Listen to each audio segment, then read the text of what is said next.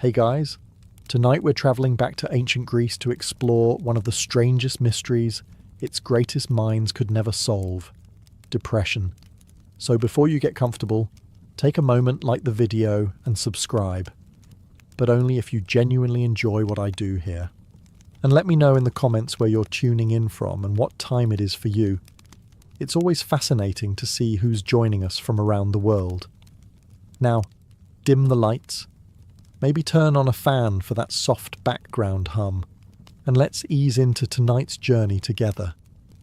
Imagine you wake up in ancient Athens just after sunrise.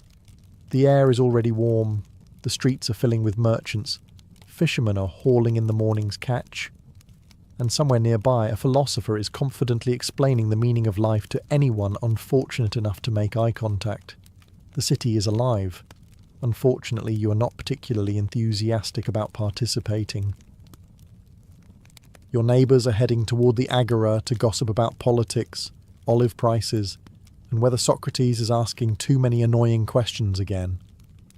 Your friends invite you to share breakfast, but you tell them you're tired. They insist fresh air will help. You insist your blanket has become emotionally important to you.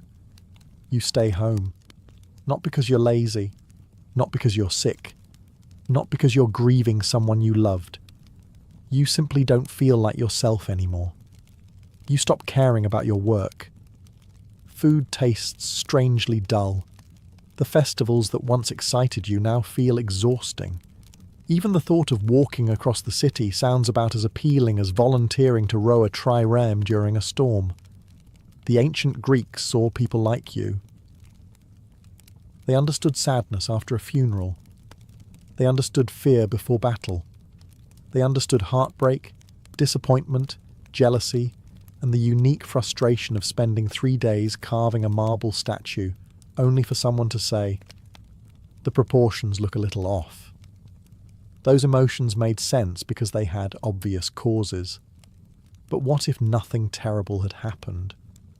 What if your life looked perfectly ordinary from the outside, yet every morning felt like carrying an invisible sack of stones uphill? That was the mystery. Today, you might recognize these symptoms as depression. The Greeks couldn't. Their closest word was melancholia, but it covered an enormous range of conditions. A person who felt deeply sad, someone consumed by anxiety, another plagued by frightening thoughts, and even someone suffering certain physical illnesses might all receive the same label. To them, the mind and the body weren't separate kingdoms. If your stomach felt unwell, your thoughts might suffer. If your emotions became dark, perhaps something inside your body had fallen out of balance. The brain itself wasn't seen as the control center of human emotion. Many believed the heart, liver, or other organs played equally important roles. When your mood collapsed, there was no obvious place to begin looking, and that puzzled one of history's smartest civilizations. These were people who measured the earth with astonishing accuracy, mapped the stars, invented formal logic, and somehow found time to argue for hours about whether virtue could actually be taught. Yet when someone quietly withdrew from life for no visible reason, they had no idea why. So physicians searched the body, priests searched the gods, philosophers searched the soul, and all three were convinced the other two had probably missed something important. It was, in many ways, the ancient Greek version of a committee meeting, except everyone was wearing sandals instead of business suits. The more you think about your strange sadness, the more everyone around you starts offering explanations. Your neighbour believes you've been working too hard. Your uncle is convinced you've been working too little. A priest wonders whether you've offended a god without realising it. Meanwhile, a philosopher asks whether you've considered that happiness itself might be an illusion. You immediately regret mentioning you're having a rough week. This was ancient Greece, a civilization where almost everything was believed to have a reason. Randomness was deeply unsatisfying. If lightning struck a tree, someone wanted to know why. If a harvest failed, there had to be an explanation. If a city prospered, philosophers could happily spend decades arguing over the exact cause. Surely the human mind followed rules as well. Unlike many earlier civilizations, the Greeks became increasingly determined to understand the world through observation and reasoning. Instead of simply accepting that mysterious forces controlled everything, they began asking difficult questions. What caused disease? Why did people age? Why did one person recover while another died? These questions eventually transformed medicine and philosophy. Yet emotional suffering proved remarkably stubborn. If you arrived with a broken arm, everyone could see the problem. If you developed a fever, they could observe your symptoms. But if you simply woke every morning feeling weighed down by invisible despair, where exactly was the injury? You couldn't point to it. There was no bruise, no bleeding, no swelling. Unfortunately, ancient physicians had left their magnetic resonance imaging machines at home, so they searched elsewhere. Some believed the answer had to lie somewhere inside the body. Others suspected invisible spiritual forces. Still others argued that your thoughts themselves had become disordered. Each explanation sounded reasonable because, in truth, no one had better evidence. This uncertainty created something surprisingly familiar: competing experts. Visit one healer, and he might recommend a change in diet. Visit another, and he might suggest making an offering to Asclepius.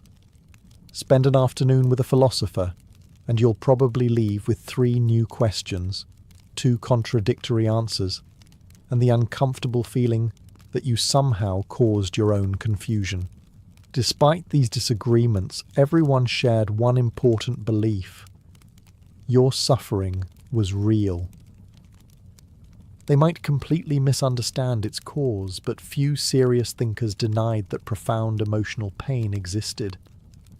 They saw people withdraw from their families, abandon careers, lose interest in pleasures they once loved, and struggle through days that seemed perfectly ordinary to everyone else. The challenge wasn't recognizing the problem.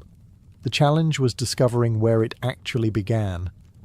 And before long, one physician would propose a theory so influential that it would dominate medicine for nearly 2,000 years. His explanation centered on something called black bile, a substance that would become history's most famous scapegoat for sadness.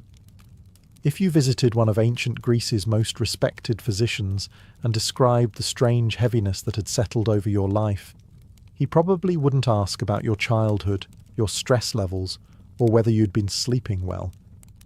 Instead, he might become very interested in your bile, not the answer you were hoping for, admittedly. Around the 5th century before Christ, the physician Hippocrates and the medical tradition that followed him began promoting an idea that would shape medicine for centuries. The human body was governed by 4 vital fluids, or humours. Health depended on keeping them in perfect balance. There was blood associated with warmth and vitality, yellow bile linked to anger and energy, phlegm connected with calmness and sluggishness, and finally, black bile, the most mysterious of them all. According to this theory, if your body produced too much black bile, it could darken not only your physical health, but your emotions as well. Fear, hopelessness, anxiety, endless worrying, and overwhelming sadness were all believed to flow from this invisible imbalance. In fact, the very word melancholy comes from the Greek words melas, meaning black, and chole, meaning bile. It was less a poetic metaphor than a genuine medical diagnosis. To modern ears, blaming sadness on an excess of dark, digestive fluid sounds rather absurd. But in fairness, the Greeks were trying to solve an incredibly difficult puzzle with the tools they actually had. They couldn't examine neurons. They couldn't measure brain chemistry. They had no understanding of neurotransmitters, hormones, or genetics. What they did have was careful observation. They noticed that emotions often affected the body. Someone frightened might tremble. A grieving person could lose weight. Anxiety could upset the stomach. Long before scientists explained the connection between mind and body, the Greeks had already realized the two constantly influenced one another. Their conclusion was incorrect. Their observations were surprisingly sharp. Imagine visiting a physician after weeks of feeling empty inside. He studies your complexion, asks about your appetite, checks your pulse, examines your urine, questions your sleep, and carefully listens to your answers. There are no laboratory tests to confirm anything, so nearly every diagnosis depends upon experience and educated guesswork. Oddly enough, this made Greek medicine feel surprisingly personal. Doctors spent considerable time observing patients because observation was almost all they possessed. And once black bile became the leading explanation for melancholy, treatments naturally focused on restoring balance rather than changing thoughts. Special diets, exercise, warm baths, herbal mixtures, and carefully regulated daily routines all became part of the physician's toolkit. Whether they actually reduced black bile was another matter entirely. The black bile itself almost certainly didn't exist. But the idea behind it, that emotional suffering could have a natural physical cause instead of being simple weakness or divine punishment, was one of the most revolutionary ideas the ancient world had ever produced. Once Greek physicians decided that melancholy came from an imbalance inside the body, the next question seemed obvious. What was causing that imbalance in the first place? The answer, they believed, was almost everything. If you had been living in ancient Greece, your doctor would have wanted to know what you ate, how much you slept, whether you exercised, what season it was, how old you were, where you lived, and perhaps even which direction the wind had been blowing lately. To a modern patient, it might sound like the world's longest medical questionnaire. To a Greek physician, it was simply being thorough. The Greeks believed your body was constantly interacting with the world around it. Summer heat could make one humour stronger. Winter cold could strengthen another. A damp climate affected the body differently from a dry one. Even the changing seasons were thought to shift the balance of the humours. Spring encouraged growth. Summer brought heat and energy. Autumn signalled decline. Winter, however, was often associated with coldness, inactivity, and melancholy. If you've ever looked outside on a dark winter morning and thought, "I'd rather stay in bed," congratulations, you've accidentally agreed with a physician from 24 centuries ago. Food mattered just as much. Heavy meals, excessive wine, rich meats, or an unbalanced diet were all suspected of disturbing the body's harmony. Physicians often recommended simple foods, vegetables, grains, fish, fruit, and moderate portions. Eating too much was considered unhealthy. Eating too little was equally dangerous. As with nearly everything in Greek thought, moderation was king. Even exercise came with rules. Too little movement supposedly allowed harmful humours to stagnate inside the body. Too much exercise exhausted both body and mind. The ideal citizen walked, worked, trained, rested, and ate in careful proportion. Balance wasn't simply medical advice, it was practically a national obsession. Of course, none of this actually cured depression. But surprisingly, some recommendations weren't entirely misguided. Regular physical activity, nutritious food, steady routines, sufficient sleep, and spending time outdoors are all habits modern medicine still encourages for supporting mental health. Greek physicians simply misunderstood why they sometimes helped. They imagined they were draining excess black bile. In reality, they were occasionally improving overall well-being through healthier lifestyles. Still, Not everyone recovered. Some people followed every piece of advice. They ate carefully, exercised daily, avoided excess wine, and lived disciplined lives. Yet the sadness remained. That left physicians facing an uncomfortable possibility. If food, weather, and the body couldn't explain every case of melancholy, perhaps the answer wasn't entirely physical. Perhaps someone, or something, far more powerful had become involved. And in ancient Greece, whenever human understanding reached its limits, the gods were never very far away. Not every Greek believed your sadness could be explained by black bile. In fact, if you wandered through the streets of Athens asking people why someone had fallen into deep despair, you would probably receive enough different answers to keep philosophers employed for another 5 centuries. Some pointed to the body. Others looked toward Olympus. After all, the gods were involved in nearly every aspect of Greek life. They governed the seas, the harvests, the weather, victories in battle, successful marriages, and unfortunate hairstyles, although Zeus himself occasionally struggled in that department. Why wouldn't they influence the human mind as well? To the Greeks, the line between the natural and the supernatural was remarkably thin. A sudden illness might have a physical cause, but it could also be a sign that a god had become displeased. An unexpected run of bad fortune could simply be bad luck, or it might be divine punishment for an offence you didn't even realise you had committed. That uncertainty made emotional suffering especially frightening. Imagine waking each morning feeling weighed down by despair, with no obvious explanation. Naturally, you would begin searching your memory. Had you broken an oath? Failed to honour your ancestors? Neglected a sacrifice? Insulted a god without realising it?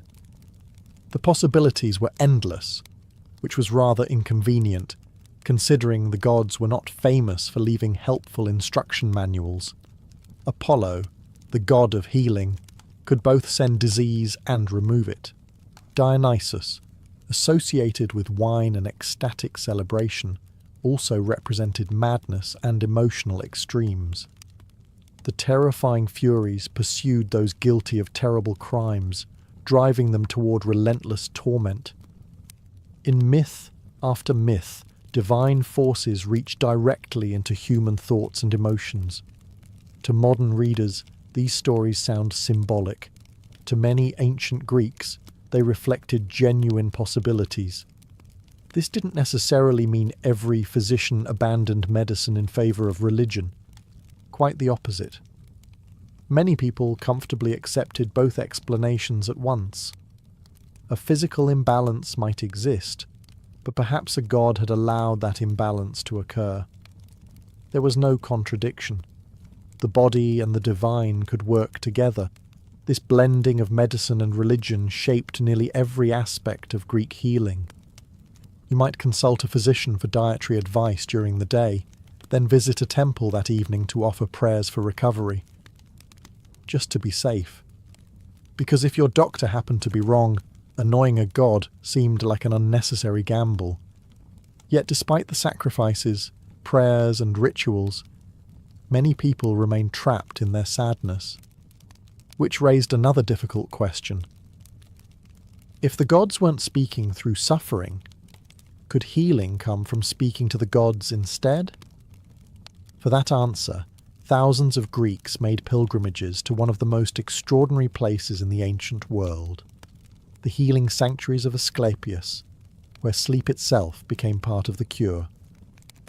If diet hadn't lifted your spirits, and prayers at your local shrine hadn't eased the weight on your mind, there was still one place many Greeks believed could help. You packed a few belongings, said goodbye to your family, and began the journey to a sanctuary dedicated to Asclepius, the god of healing. This wasn't an ordinary temple.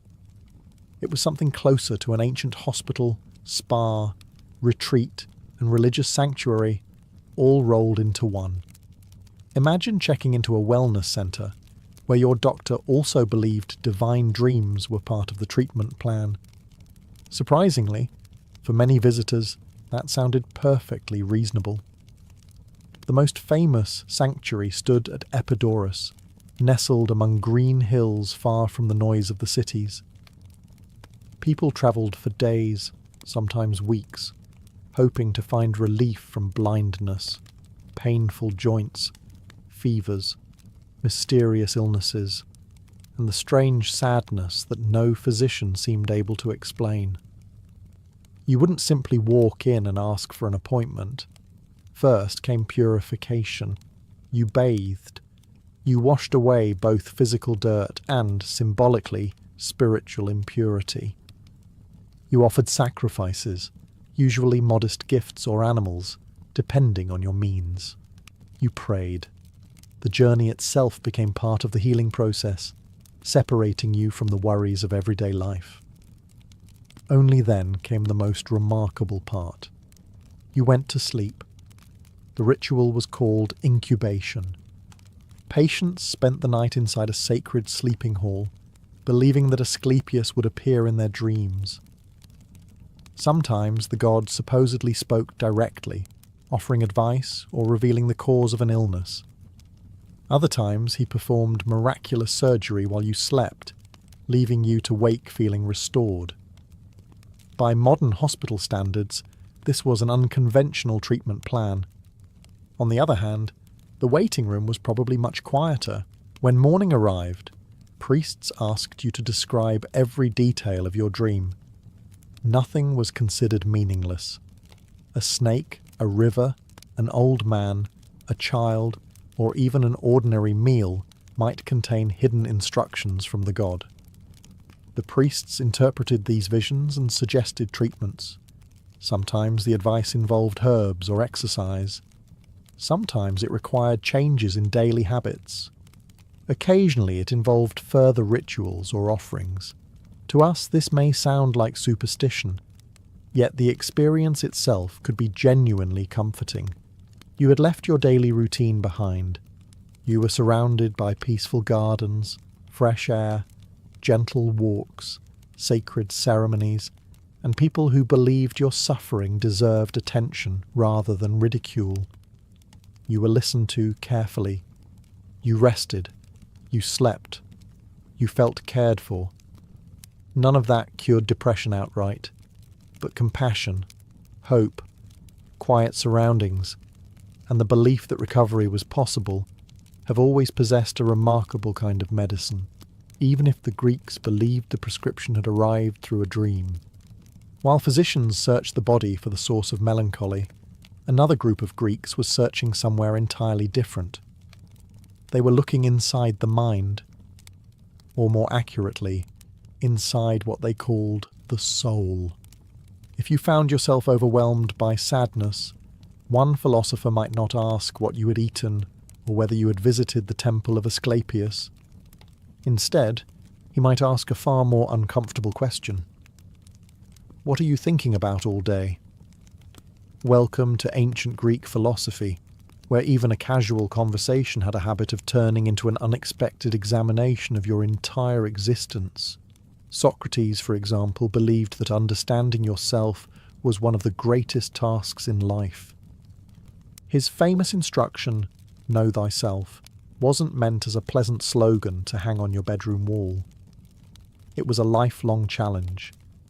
He believed people often suffered because they lived without truly examining their beliefs, desires, and choices.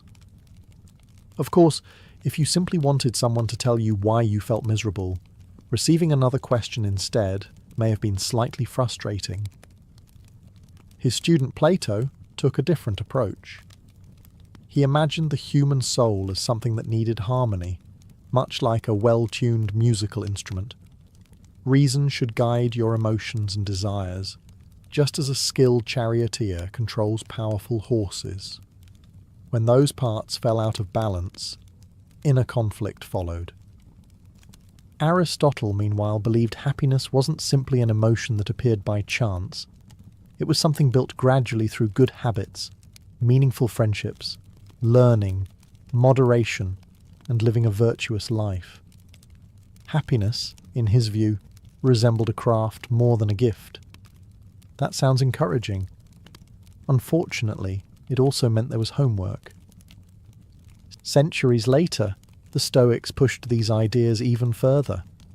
They argued that while you couldn't control what happened around you, you could learn to control your response.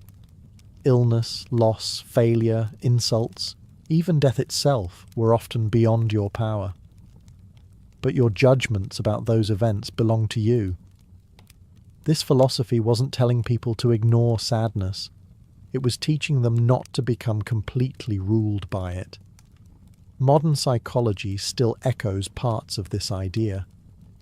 Cognitive therapies often explore how our thoughts influence our emotions, although they do so with scientific methods the Greeks could never have imagined.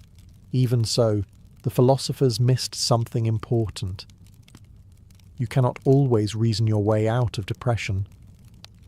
A person whose mind is clouded by profound emotional illness may understand every logical argument in the world and still feel trapped beneath its weight. The Greeks had discovered that thoughts mattered. What they hadn't yet discovered was that sometimes the illness itself changes the way thoughts are formed. And outside the quiet schools of philosophy, ordinary life continued bringing hardships that no amount of careful reasoning could entirely erase. For all their theories about black bile, divine influence, and philosophical balance, the ancient Greeks sometimes overlooked something much simpler. Life itself could be overwhelming. Imagine living in Athens, Sparta, or Corinth. There are no hospitals as we know them, no antibiotics, no electricity, no central heating, and certainly no weekends. Every day demands work. Every season brings uncertainty. Every journey carries risk. And every family knows loss. If you're a farmer, one bad harvest could leave your household hungry through the winter. If you're a sailor, a single storm might erase years of hard-earned wealth before lunchtime. If you're a soldier, war isn't an extraordinary event. It is simply another possibility hanging over your future. The ancient world had an unfortunate habit of making life expectancy feel more like an optimistic suggestion than a guarantee. Disease was everywhere. Children often died before reaching adulthood. Women faced tremendous danger during childbirth. Epidemics swept through cities with terrifying speed, and no one fully understood why. The famous Plague of Athens during the Peloponnesian War killed tens of thousands of people, including the great statesman Pericles, leaving survivors surrounded by grief and uncertainty. Even the strongest minds struggled under such conditions. Loss wasn't unusual. It was expected. Then there was slavery. Modern readers sometimes picture ancient Greece as a civilization of philosophers discussing virtue beneath marble columns. Those philosophers certainly existed. So did hundreds of thousands of enslaved people whose lives were defined by someone else's decisions. Freedom, opportunity, and emotional well-being were luxuries not equally distributed. Women carried their own burdens. Most had limited legal rights, little political influence, and lives centered almost entirely around the household. Many married young, endured repeated pregnancies, and mourned children who never reached adulthood. Public recognition of their emotional struggles was often minimal because society expected quiet endurance above almost everything else. Even wealthy citizens weren't immune. A respected politician constantly feared losing public favour. A successful merchant worried about pirates, dishonest partners, or changing trade routes. Reputation mattered enormously, and one public failure could undo decades of careful work. Pressure came from every direction. The remarkable thing is that the Greeks rarely viewed these experiences as causes of lasting psychological illness. If you were a woman in ancient Greece, life came with challenges that many men scarcely had to consider. Your world was usually much smaller. For many women, especially in cities like Athens, daily life revolved around the household. You managed food stores, spun wool, raised children, supervised servants if your family was wealthy enough to have them, and kept the home running while much of public life happened somewhere you were rarely expected to be. It was demanding work. It was also largely invisible. If you felt overwhelmed, there weren't many places to talk about it. There was no philosopher inviting you into the agora for a thoughtful discussion about the meaning of happiness. Society generally expected women to remain modest, obedient, and resilient. Quiet endurance was admired far more than open emotional struggle.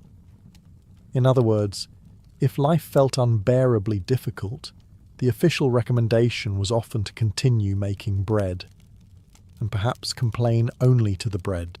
Childbirth added another layer of uncertainty. Today, having a baby is still physically demanding. In ancient Greece, it was genuinely dangerous. Every pregnancy carried significant risks. Many women died giving birth, and many infants never survived their first weeks or months of life. Loss visited countless households. A mother who buried several children during her lifetime was sadly not unusual. Grief became a familiar companion, one that society expected her to carry while continuing with the endless responsibilities of daily life. Public mourning rituals did provide some comfort. Women often played the central role in preparing bodies for burial, leading funeral laments, and preserving family memories. Crying openly during these ceremonies wasn't considered weakness. It was an accepted expression of love and loss. But eventually, everyday life resumed. The emotional burden remained. Greek physicians sometimes attempted to explain women's emotional suffering through the body. They believed reproductive organs influenced mood in ways that we now know were largely misunderstood. Some illnesses unique to women were attributed to an unsettled womb or other supposed disturbances within the body. These explanations were incorrect, yet they reflected the same pattern seen throughout Greek medicine. When emotions became difficult to understand, physicians searched for physical causes. Women also experienced another challenge that could quietly deepen sadness: isolation. Many spent long hours inside the household with limited opportunities to participate in public life. Friendships certainly existed. Families remained close, and religious festivals offered moments of connection. But daily routines could still become remarkably confined. Modern research has repeatedly shown that loneliness and social isolation can worsen depression. The Greeks recognized loneliness. They simply didn't realize how deeply it could shape the mind. Like so many mysteries surrounding melancholy, they saw its effects clearly. They just couldn't quite explain the mechanism behind them. By now the Greeks had reached an unusual conclusion. Melancholy wasn't always something to fear. In some cases they began to wonder if it might actually be connected to greatness. It sounds like the sort of theory invented by someone who hadn't slept properly in several weeks. Yet among Greek philosophers, physicians, and writers, this idea became surprisingly influential. The person most often associated with it is Aristotle. A famous passage, traditionally linked to his school, asks a fascinating question. Why do so many extraordinary people seem prone to melancholy? Why, it wondered, were outstanding philosophers, poets, artists, politicians, and even military leaders so often described as deeply sad or emotionally troubled? The question itself was remarkably observant. The answer, however, was rather more speculative. According to the theory, the same black bile that could drag an ordinary person into despair might, in smaller or better balanced amounts, sharpen intelligence and creativity. Too little produced an ordinary temperament. Too much caused overwhelming suffering. But somewhere in the middle, melancholy supposedly helped create exceptional minds. In other words, if you were unusually gloomy, Someone might conclude you were either becoming a genius or simply needed less black bile. Needless to say, this was not an especially precise diagnostic system. Still, the Greeks had noticed something interesting. Many brilliant thinkers seemed restless. They questioned everything.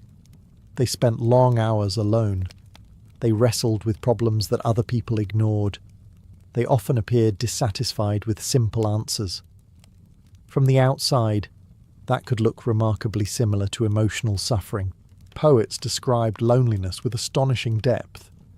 Tragic playwrights explored grief, guilt, fear, and despair in ways that still resonate today. Philosophers devoted entire careers to asking how human beings could find lasting happiness in an uncertain world. These weren't casual interests. They reflected genuine attempts to understand difficult emotions. Of course, modern psychology would urge caution. Depression does not create genius, nor does intelligence automatically lead to depression. Some creative people struggle with mental illness. Many never do. Likewise, countless people living with depression possess no interest whatsoever in writing philosophy while wearing sandals. The relationship is far more complicated than Aristotle imagined. Even so, his question has never completely disappeared.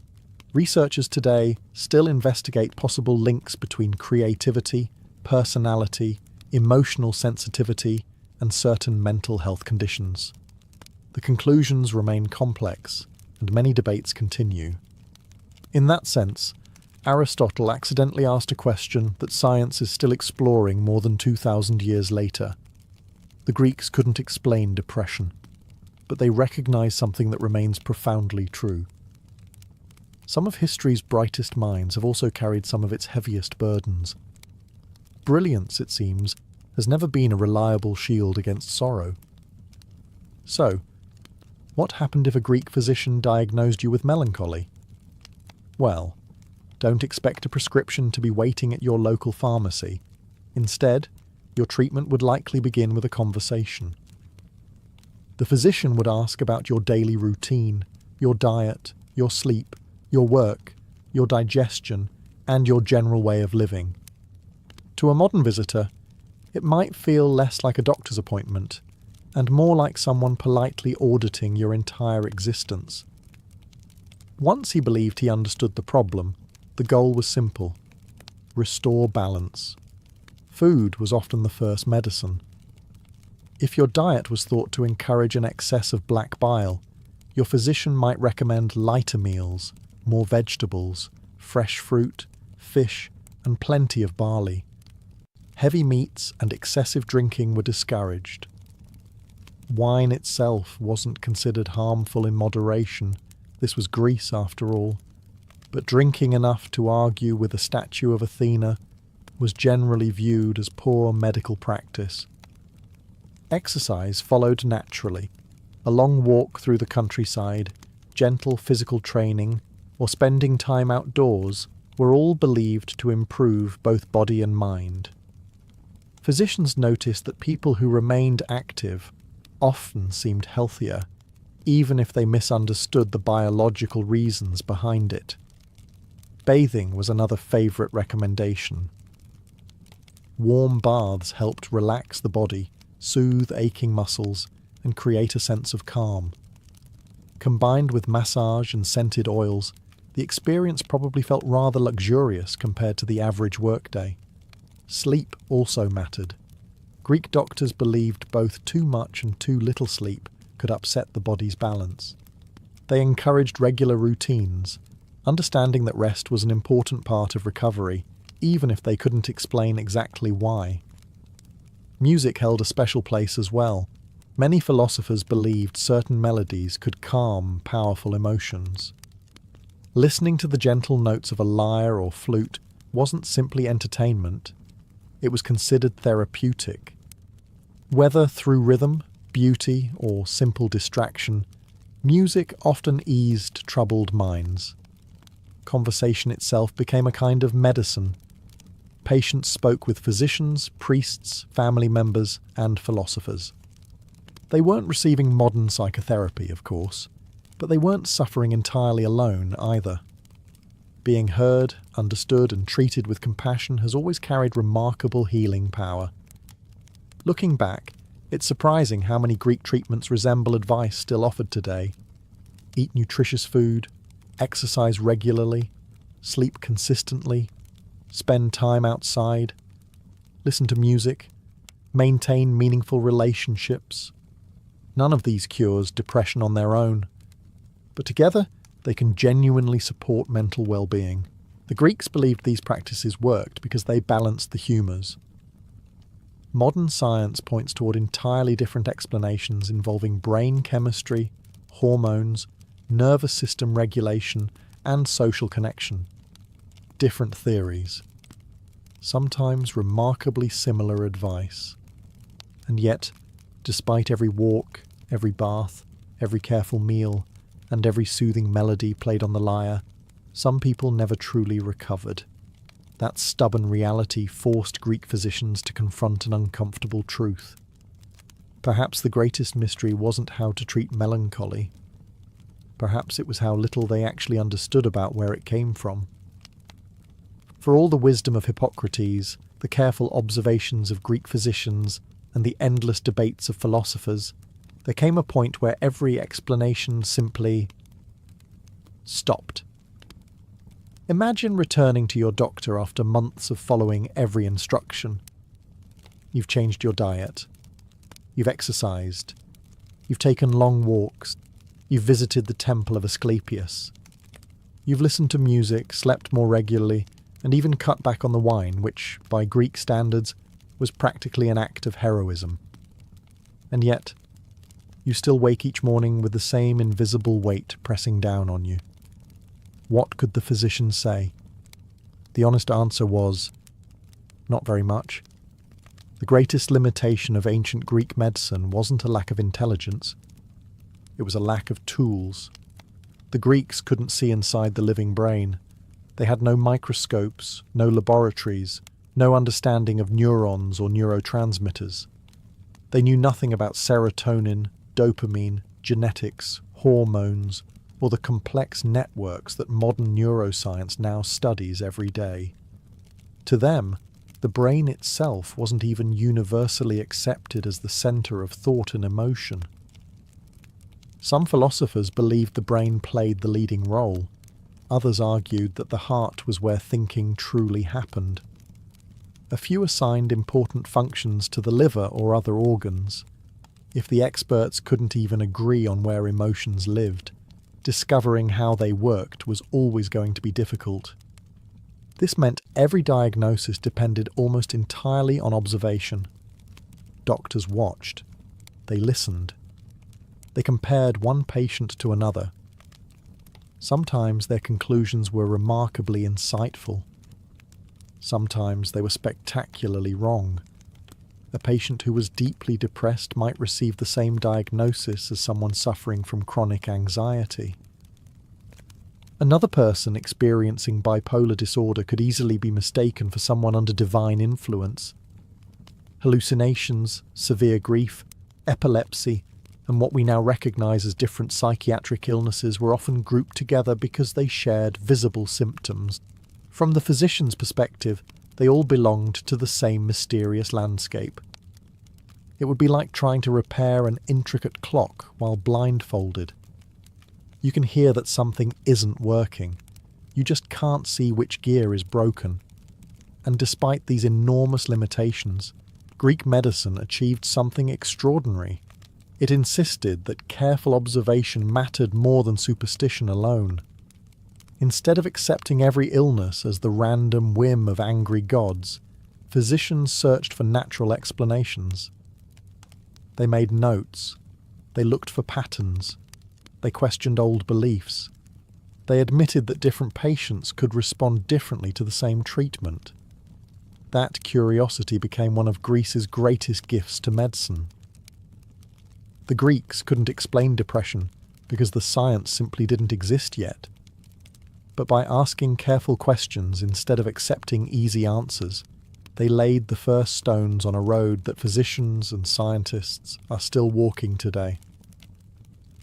After everything we've explored, the black bile, the gods, the philosophers, the healing temples, you might assume the ancient Greeks got almost everything wrong about depression. That would be a little unfair. Yes, they misunderstood the biology. Yes, black bile is not secretly lurking inside you waiting for an opportunity to ruin your Tuesday. But beneath those mistaken explanations were observations that still feel remarkably modern. For starters, the Greeks understood that the body and mind were deeply connected. They couldn't explain the connection, but they could see it. A person under constant stress often became physically ill. Someone recovering from a serious disease could become emotionally withdrawn. Grief affected sleep. Anxiety affected appetite. Fear could make the heart race and the stomach churn. Those observations were completely real. Modern medicine has simply learned far more about why they happen. The Greeks also appreciated the importance of routine. Their physicians encouraged regular sleep, moderate exercise, nutritious food, fresh air, and avoiding excess in almost everything. It wasn't glamorous advice. There were no miracle cures or magical shortcuts. Just steady habits. Thousands of years later, doctors continue giving surprisingly similar recommendations. Not because they cure depression by themselves, but because they help create the best possible conditions for recovery. Friendship mattered too. Aristotle famously wrote that no one would choose to live without friends, even if they possessed every other advantage in life. To the Greeks, human beings were social creatures by nature. A good life wasn't built alone. They didn't know about social support networks or psychological resilience. They simply noticed that people rarely flourished in complete isolation. They also respected grief. The Greeks understood that mourning wasn't a weakness to hide or something to rush through.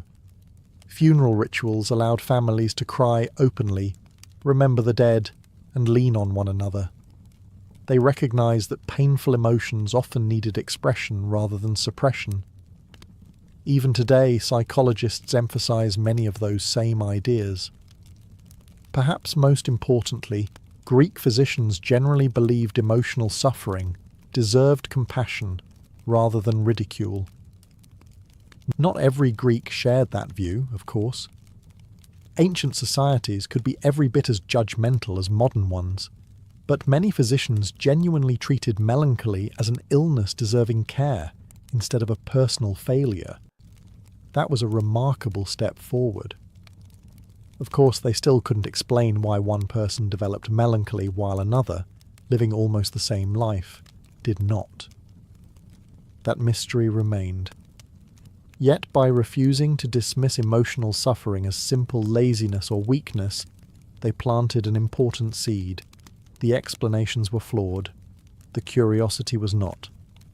Sometimes history moves forward not because people find the right answers immediately, but because they ask the right questions. And the ancient Greeks were exceptionally good at asking questions that refused to disappear. As the centuries passed, the marble temples slowly crumbled, the great city-states declined, and the ancient world gave way to new empires. But one mystery refused to disappear. Depression outlived them all. The Romans inherited many Greek medical ideas, including the theory of the four humours. Medieval physicians continued speaking of melancholy. Renaissance scholars studied Hippocrates and Aristotle. Even into the 19th century, doctors were still debating ideas that had first taken shape beneath the bright skies of ancient Greece. Black bile proved remarkably difficult to retire. It enjoyed one of the longest careers in medical history, despite never actually existing. Yet perhaps that shouldn't surprise us. When people are searching for answers to something as complicated as the human mind, they tend to hold on to the best explanation they have, at least until a better one comes along. The Greeks were no different. They lived in a world without microscopes, electricity, or scientific laboratories. They couldn't scan the brain or analyse chemicals flowing between nerve cells. They had never heard of serotonin, genetics, trauma, or neurotransmitters, and yet they refused to stop asking questions. Why do some people lose interest in life while others remain hopeful? Why can grief eventually fade for one person, but linger endlessly for another? Why does emotional suffering sometimes appear without any obvious cause? Those questions are still with us. Modern science has made extraordinary progress. We now understand that depression can involve complex interactions between brain chemistry, genetics, hormones, life experiences, chronic stress, physical illness, and countless environmental factors. We have therapies, medications, and treatments that the Greeks could never have imagined. Even so, no scientist would honestly claim that every mystery has been solved. Researchers continue studying why treatments work well for some people, but not others. They continue searching for better medicines, better therapies, and a deeper understanding of one of humanity's most complex conditions. In that sense, we are still walking the same road. We've simply travelled much farther than Hippocrates ever could. Perhaps that's the most remarkable part of this story. The ancient Greeks couldn't explain depression, but they also refused to pretend it wasn't real. They observed it carefully. They debated it endlessly. They searched for natural causes instead of accepting simple answers, and they recognised that invisible suffering could be just as profound as a visible wound. That may be their greatest legacy. Not that they solved the mystery, but that they believed it was worth solving. And as you drift towards sleep tonight, it's comforting to remember that for more than 2,000 years, people have been asking the same questions about the human mind. The answers have changed with every generation. The curiosity never has. Before Grigory Rasputin became the most scandalous man in Imperial Russia, he was simply another peasant from a tiny Siberian village where excitement usually meant someone's cow wandered into the neighbour's vegetable patch. Yet even before his name reached palaces, stories about his unusual relationships with women had already begun to circulate. Some were rooted in truth, others grew taller with every retelling, but together they created the legend that would eventually eclipse the man himself. Rasputin was born in 1869 in Pokrovskoye, a farming settlement resting along the cold Tura River. Life there followed the rhythm of the seasons rather than the calendar. Summers were spent working the fields from sunrise until sunset. Winters were so bitter that simply fetching water felt like negotiating with nature itself. There was little opportunity for education, and Rasputin never became a polished scholar. He could read only with difficulty, signed documents awkwardly, and spoke with the rough accent of the Siberian countryside. Yet people noticed something about him. Contemporaries frequently described his eyes before mentioning anything else. They spoke of an intense, unwavering stare that made conversation strangely uncomfortable. Whether this was genuine magnetism or simply the effect of someone refusing to break eye contact remains impossible to know.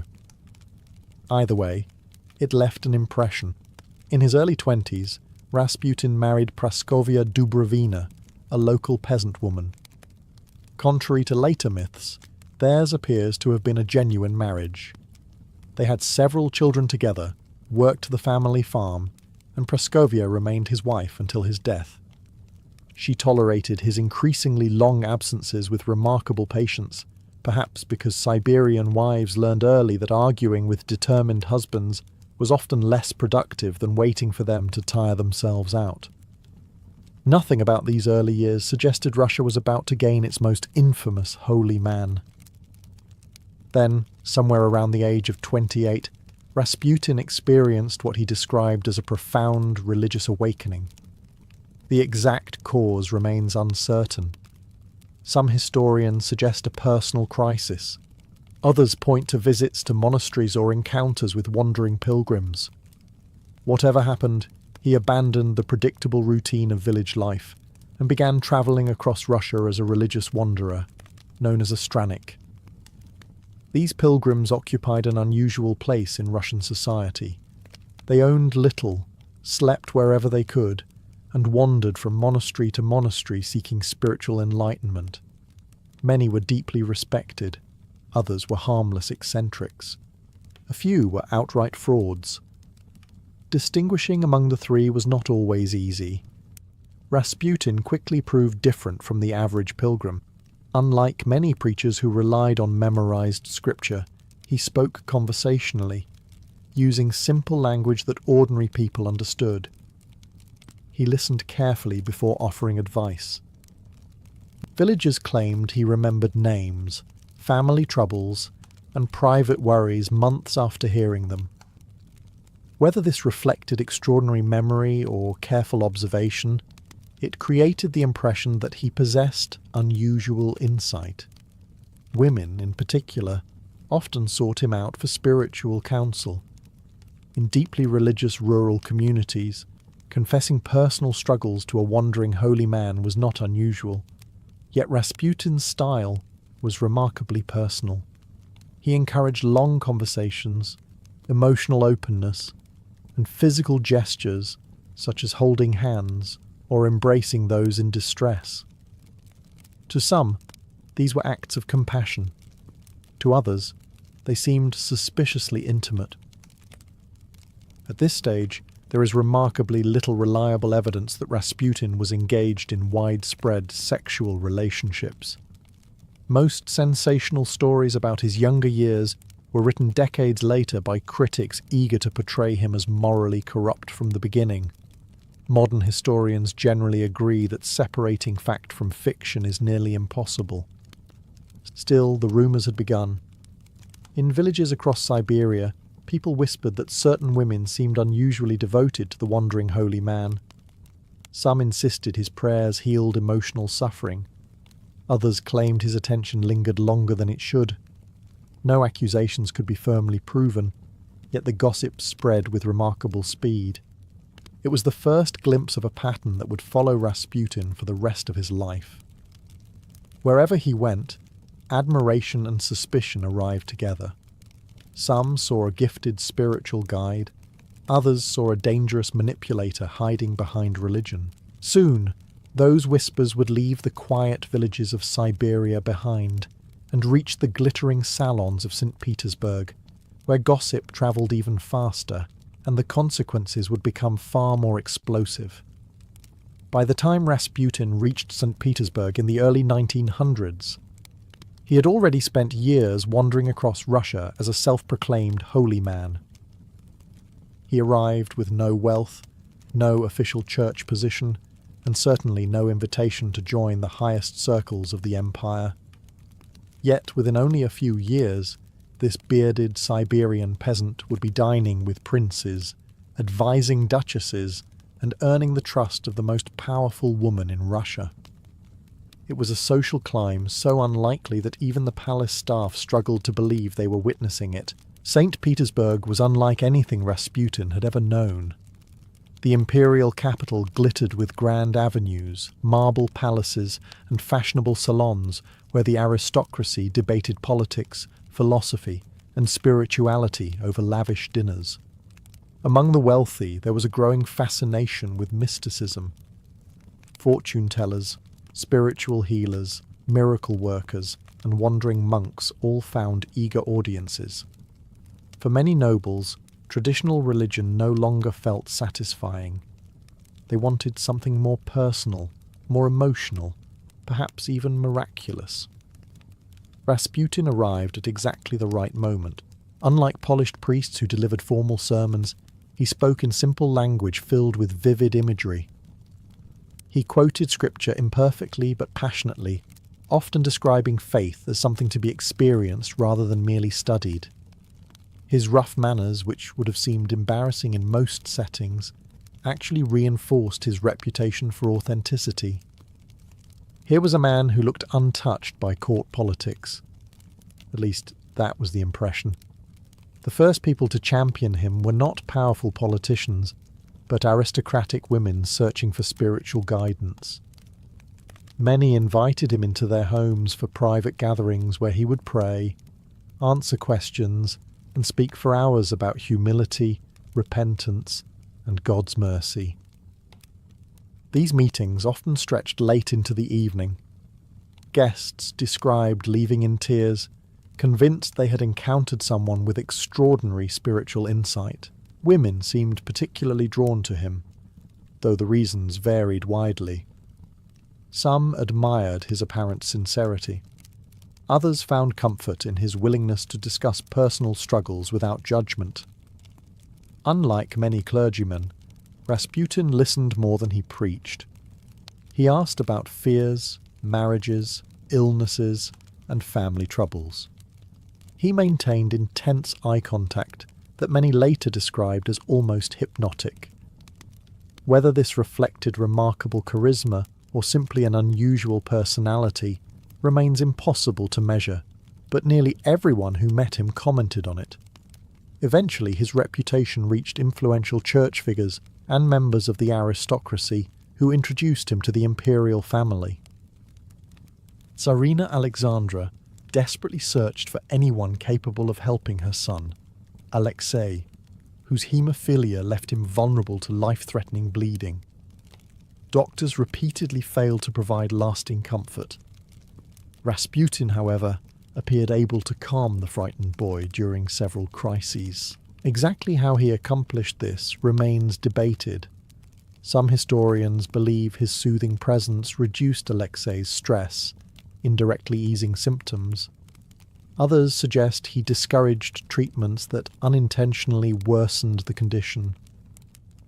Whatever the explanation, Alexandra became convinced that Rasputin had been sent by God to protect her son. With that belief, his position at court became remarkably secure. Yet as Rasputin's influence grew, so did the whispers surrounding his relationships with women. Servants noticed noble ladies visiting him privately. Society gossip columns hinted that spiritual counselling sometimes became unusually intimate. Political enemies eagerly repeated every rumour they heard, while devoted followers dismissed them as malicious lies. At first, no one could prove anything, but in the glittering world of the imperial court, appearances often mattered more than evidence. The holy man who claimed to save souls was about to discover that every private conversation could become tomorrow's scandal, and every devoted admirer could become another chapter in the legend that would consume his name. Once Rasputin became a familiar face in St. Petersburg's highest circles, the rumours surrounding his private life multiplied faster than anyone could keep track of them. Some claimed he was a saint, blessed with extraordinary spiritual gifts. Others insisted he was a fraud, who had discovered that religion opened more doors than any noble title ever could. Somewhere between those two extremes stood the real Rasputin, though finding him has challenged historians for more than a century. One fact is beyond dispute. Women continued to gather around him in remarkable numbers. Some visited his apartment seeking advice about troubled marriages. Others hoped he could heal illnesses, restore their faith, or simply offer comfort during difficult times. Many were wealthy aristocrats accustomed to formal etiquette, yet Rasputin encouraged an entirely different atmosphere. Instead of stiff conversations, he preferred emotional confessions. Instead of distant sermons, he embraced people, held their hands, looked directly into their eyes, and prayed with surprising intensity. To devoted followers, this made him refreshingly genuine. To critics, it looked deeply inappropriate. Witnesses described women kissing his hands, asking for blessings, and sometimes weeping openly during his prayers. Several later admitted they felt an almost irresistible attraction toward him, though they struggled to explain why. By conventional standards, Rasputin was hardly considered handsome. He was tall and unkempt, with tangled hair, a thick beard, rough peasant clothing, and manners that often ignored every rule of aristocratic society. Yet charisma has rarely followed conventional standards of beauty. His greatest strength may have been making people feel completely understood. Adding fuel to the controversy were persistent stories linking Rasputin to an obscure religious sect known as the Kleisti. This mystical movement rejected the formal rituals of the Orthodox Church and believed that intense spiritual experiences brought believers closer to God. Their enemies accused them of practicing secret ceremonies involving ecstatic dancing, self-punishment, and even sexual rituals designed to overcome sin through indulgence before repentance. The accusations were explosive. If true, they would explain why some claimed Rasputin preached that resisting temptation was less important than experiencing it, and then sincerely repenting afterward. According to these stories, one could not truly conquer sin without first surrendering to it. It was a shocking idea. The problem is that historians have never found convincing evidence proving Rasputin actually belonged to the Kleisti. Modern scholars generally believe the connection was exaggerated, if not entirely fabricated, by opponents eager to discredit him. Police investigations monitored him for years, but failed to produce definitive proof of membership in the sect. That did little to slow the gossip. Former followers began telling increasingly dramatic stories about private meetings that supposedly blurred the line between spiritual guidance and physical intimacy. Newspapers eagerly repeated anonymous allegations. Political rivals circulated lurid tales in salons and government offices. Every whispered accusation seemed more unbelievable than the last, yet each one spread further than the previous rumour. Ironically, Rasputin himself often made matters worse. He rarely bothered denying the stories with any urgency. Sometimes he laughed them off. Sometimes he shrugged. Occasionally he hinted that people misunderstood his methods without ever clearly explaining them. For a man already viewed with suspicion, silence proved almost as damaging as confession. As Russia's elite became increasingly divided over the mysterious holy man, one question refused to disappear. Were these merely malicious slanders aimed at destroying an influential advisor, or had Rasputin's spiritual ministry become something far more intimate behind closed doors? Before long, those whispers would evolve into scandals involving specific women, named witnesses, and allegations that threatened not only his own reputation, but the credibility of the imperial family itself. By the time Rasputin reached the height of his influence, gossip about his relationships with women had evolved from quiet whispers into full-blown public obsession. Newspapers hinted at secret affairs without always naming names. Political cartoons portrayed him surrounded by elegantly dressed ladies. Even foreign journalists began describing him as a monk who collected admirers as enthusiastically as other men collected expensive wines. Reality, however, proved considerably more complicated than the cartoons. There is little doubt that Rasputin enjoyed female company.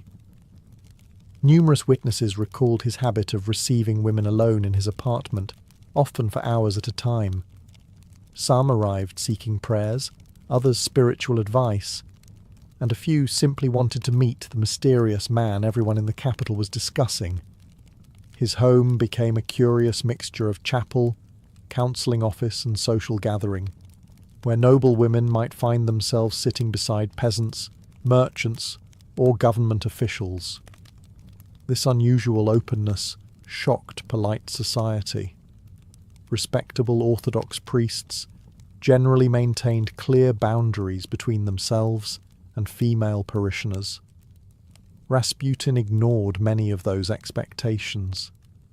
He embraced visitors, kissed them on the forehead, held their hands during prayers, and encouraged emotional honesty that often bordered on confession. For some women, These encounters were deeply moving. For others, they became intensely personal. Several women later claimed they had intimate relationships with Rasputin.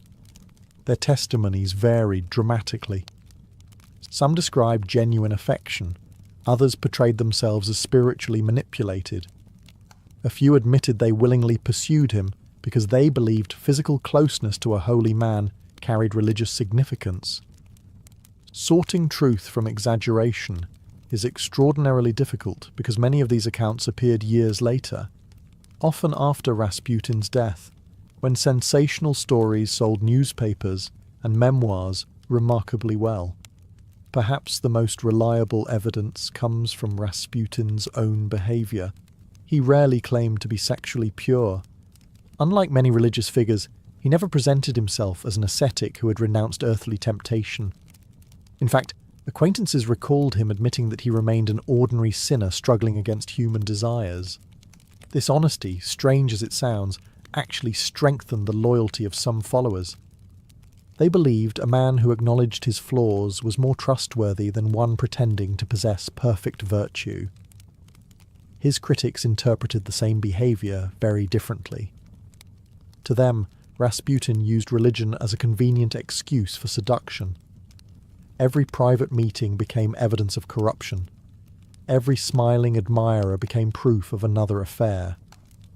As stories spread through St. Petersburg, it became increasingly difficult for anyone to separate genuine testimony from political propaganda. The women themselves were equally diverse. They included wealthy countesses, deeply religious widows, actresses, servants, merchants' wives, and curious socialites. Many visited only once. Others remained devoted followers for years. Not all relationships were romantic, and not every admirer became a lover, despite what later legends suggested. Yet even innocent friendships appeared suspicious once Rasputin's reputation had been thoroughly transformed into public scandal. Meanwhile, government agents quietly watched from the shadows.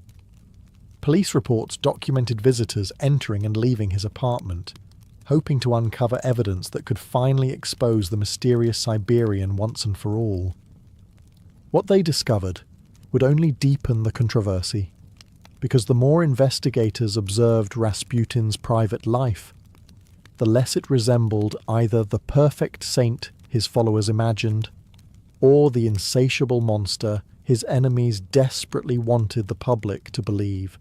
By 1912, Rasputin's private life had ceased to be merely a matter of gossip. It had become a political weapon. Every new rumour about his relationships with women was no longer simply an attack on Rasputin himself. It was an attack on the Romanov dynasty. If the mysterious Siberian holy man truly enjoyed unlimited access to aristocratic women and the imperial palace, then, critics argued, what did that say about the people who welcomed him? For Russia's political elite, this question became impossible to ignore. Members of the Duma, military officers, Orthodox bishops, and influential nobles had already grown suspicious of Rasputin's influence over Tsarina Alexandra. His supposed sexual exploits gave them something far more damaging than religious disagreements. They now possessed stories that could be repeated at dinner parties, printed in newspapers, whispered through government offices, and passed between foreign diplomats. Scandal spreads far faster than theology. Soon, exaggerated tales painted Rasputin as a man who seduced nearly every woman he encountered. According to the wildest stories, noble women abandoned their dignity whenever he entered a room. Wives secretly visited his apartment under the cover of darkness. Young women supposedly believed sleeping with him would cleanse their souls. Most of these claims cannot be verified. Historians generally agree that Rasputin almost certainly had sexual relationships outside his marriage. The evidence from police surveillance, eyewitness testimony, and contemporary accounts makes complete denial difficult. However, The enormous number of alleged affairs often quoted in popular books has little historical foundation. As his fame increased, almost every anonymous rumour found its way into print, where repetition gradually transformed speculation into accepted fact. The Russian press played a significant role in that transformation. Although strict censorship often protected the imperial family, newspapers discovered clever ways to attack Rasputin without directly accusing the Tsar or Tsarina. Satirical magazines published cartoons showing a wild-eyed monk surrounded by fashionable ladies. Writers hinted at immoral behaviour through carefully chosen language, allowing readers to imagine details far more outrageous than anything explicitly printed. Foreign newspapers were even less restrained. French, British and German journalists portrayed Rasputin as the embodiment of Russia's supposed backwardness. Stories described drunken parties, endless affairs, secret orgies, and hypnotized aristocrats. Many articles relied on second-hand sources or outright hearsay, yet readers across Europe eagerly consumed every scandalous headline. Meanwhile, Russia's secret police kept watching. Their surveillance reports reveal a more ordinary picture than the newspapers suggested. Officers noted women entering Rasputin's apartment, conversations lasting several hours, occasional drinking, prayers, and private meetings. Some reports strongly implied sexual encounters. Others described nothing more remarkable than visitors seeking advice or blessings. Even the investigators could not always determine where spiritual counselling ended and romantic involvement began. Perhaps the greatest irony was that Rasputin seemed almost indifferent to the damage these stories caused. He rarely attempted to repair his public image. Friends urged him to behave more discreetly, avoid private meetings with women, and distance himself from controversy. He usually ignored the advice. He appeared convinced that God alone would judge him. Unfortunately for Rasputin, politics rarely waits for divine judgment. His enemies had already concluded that removing him was essential for saving the monarchy.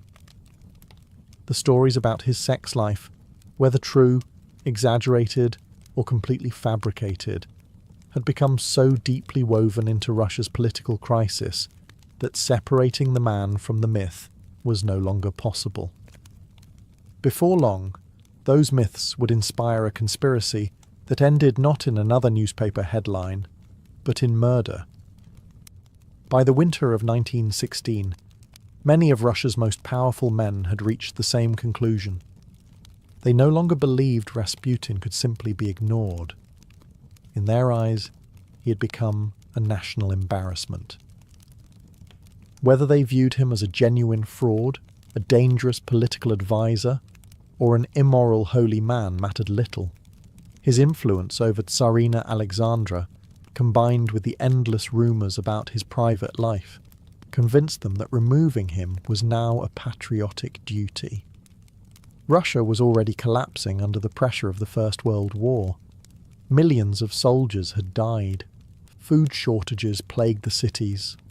Confidence in the monarchy was evaporating. And somehow, one Siberian peasant seemed to be standing at the centre of the storm. Among those determined to act was Prince Felix Yusupov, one of the wealthiest aristocrats in Russia. Young, educated, and immensely privileged, Yusupov despised everything Rasputin represented. He believed the holy man had corrupted both the imperial family and the nation's reputation. Years later, however, Yusupov would add another motivation. In his memoirs, he suggested that Rasputin had behaved inappropriately toward him, describing uncomfortable encounters and implying that the holy man showed an unusual personal interest. Historians remain deeply divided over these claims. Some believe Yusupov exaggerated the story to make the murder appear more justified or dramatic. Others think there may have been genuine incidents that were later embellished. Like so much surrounding Rasputin, certainty remains frustratingly out of reach. What is certain is that Yusupov understood the public image of Rasputin perfectly. He knew that accusations involving sex captured attention far more effectively than arguments about politics. By 1916, Rasputin's reputation as a womanizer had become so firmly established that almost any new allegation sounded believable. The conspiracy quickly expanded. Yusupov recruited Grand Duke Dmitry Pavlovich, politician Vladimir Purishkevich, and several trusted associates. Together they developed a plan that sounded almost theatrical. Rasputin would be invited to Yusupov's palace late at night under the pretense of meeting the prince's beautiful wife, Irina. There was one small complication. Irina was not even in the city. The invitation itself relied on Rasputin's well-known appreciation for attractive women. Whether he believed he was about to enjoy a private meeting or merely accepted another social invitation remains unknown. Either way, shortly after midnight, he entered the Moika Palace without realizing he was walking into history. What happened next became one of the most famous murder stories ever told. According to Yusupov's later account, Rasputin calmly ate cakes laced with cyanide and drank poisoned wine without showing any sign of illness.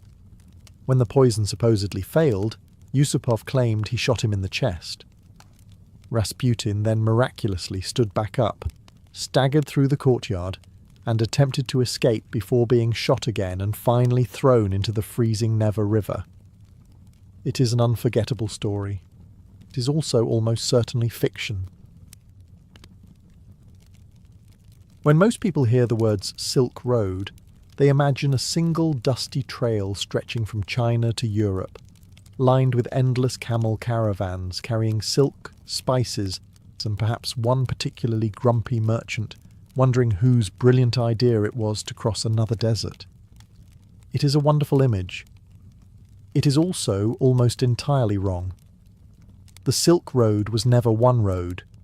It was an enormous network of trade routes that twisted across mountains, deserts, grasslands and fertile river valleys, connecting thousands of towns over nearly 4,000 miles.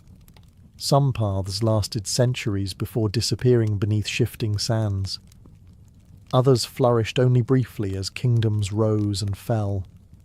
Together, they formed something closer to the ancient world's internet than a simple highway. Goods, ideas, religions, diseases, inventions, and stories all travelled these routes, sometimes reaching places their creators could scarcely imagine. Surprisingly, very few merchants ever completed the entire journey. A Roman trader rarely walked all the way to China, just as a Chinese merchant seldom reached the Mediterranean. Instead, products changed hands countless times. A bolt of Chinese silk might pass through the hands of dozens of traders before finally reaching a wealthy Roman senator. By then, nobody involved had the slightest idea who had originally woven it. The route itself was as dangerous as it was profitable. Travellers faced towering mountain passes where snow lingered well into summer. They crossed deserts so vast that a wrong turn could become a death sentence. Sandstorms erased footprints within minutes, wells dried without warning, and bandits patiently waited for caravans carrying fortunes in cloth, jade, spices, or precious metals. Even experienced guides could disappear beneath the unforgiving landscape. Ancient travellers often joked that the desert collected more merchants than customers. It was dark humour, but history suggests they were not entirely exaggerating. Yet despite these dangers, people kept coming. Why? Because the rewards were extraordinary. A successful merchant could return home with enough wealth to transform his family's future. A ruler who controlled a strategic oasis could grow rich simply by taxing passing caravans. Entire cities emerged in places where, by all logic, no city should have existed at all. Those cities became the true heartbeat of the Silk Road. Many were dazzling centres of culture, where Persian astronomers debated with Indian monks, Greek sculptors borrowed ideas from Buddhist artists, and Chinese diplomats negotiated with nomadic chiefs over steaming bowls of unfamiliar food. Dozens of languages echoed through crowded marketplaces. Religious temples stood only a few streets apart. Travellers from opposite ends of Eurasia could meet without sharing a single common word, yet still managed to bargain over a sack of pepper. Today, names like Samarkand may still ring a bell, but countless other kingdoms have nearly vanished from memory. Their palaces lie buried beneath drifting dunes. Their walls crumble quietly in forgotten valleys. Some are known only because a traveller scribbled their name into a journal nearly 2,000 years ago. Over the course of this journey, you will visit those hidden kingdoms, not merely as places on a map, but as living worlds filled with ambitious rulers, ingenious merchants, remarkable cultures, and ordinary people whose lives helped connect half the known world, even if history almost forgot they were ever there. As the Silk Road stretched eastward beyond Persia's fertile plains, travellers eventually reached a region unlike any other. Here, surrounded by deserts and mountains, stood a civilization that rarely built vast empires or commanded enormous armies. Instead, it mastered something far more valuable: trade. This was Sogdia, a kingdom centered around the magnificent cities of Samarkand and Bukhara in what is now Uzbekistan. While Rome conquered with legions and China expanded through imperial dynasties, the Sogdians quietly built one of history's greatest commercial networks. If the Silk Road had a beating heart, it was here. The geography alone made the region extraordinary. To the south rose the towering Pamir Mountains, sometimes called the roof of the world. To the west stretched Persia. To the east lay China. Northward extended the endless Central Asian steppes, home to powerful nomadic tribes. Nearly every caravan travelling between east and west eventually passed through Sogdian territory, making its cities some of the busiest crossroads on earth. Imagine arriving after weeks crossing dusty plains. You enter Samarkand through massive gates, immediately surrounded by sounds from every corner of Eurasia. Merchants shout prices in Persian, Turkish, Chinese, Sanskrit, and languages that have long since disappeared. Camels groan beneath mountains of silk. Horses from the steppes stand beside Indian elephants. The scent of cinnamon mixes with roasting lamb, incense, and leather. Somewhere nearby, a musician plays a melody that sounds unfamiliar to everyone, and somehow familiar to everyone at the same time. This was everyday life. Unlike many kingdoms, the Sogdians became famous less for what they produced than for how brilliantly they connected others. They acted as middlemen between civilizations, buying goods in one region and selling them thousands of miles away. Chinese silk, Indian spices, Persian silver, Roman glass, Byzantine textiles, and precious gemstones all passed through their warehouses. They also traded something impossible to pack into a camel's saddle: ideas. Sogdian merchants carried religions across Asia just as efficiently as silk. Buddhism travelled toward China. Christianity reached Central Asia.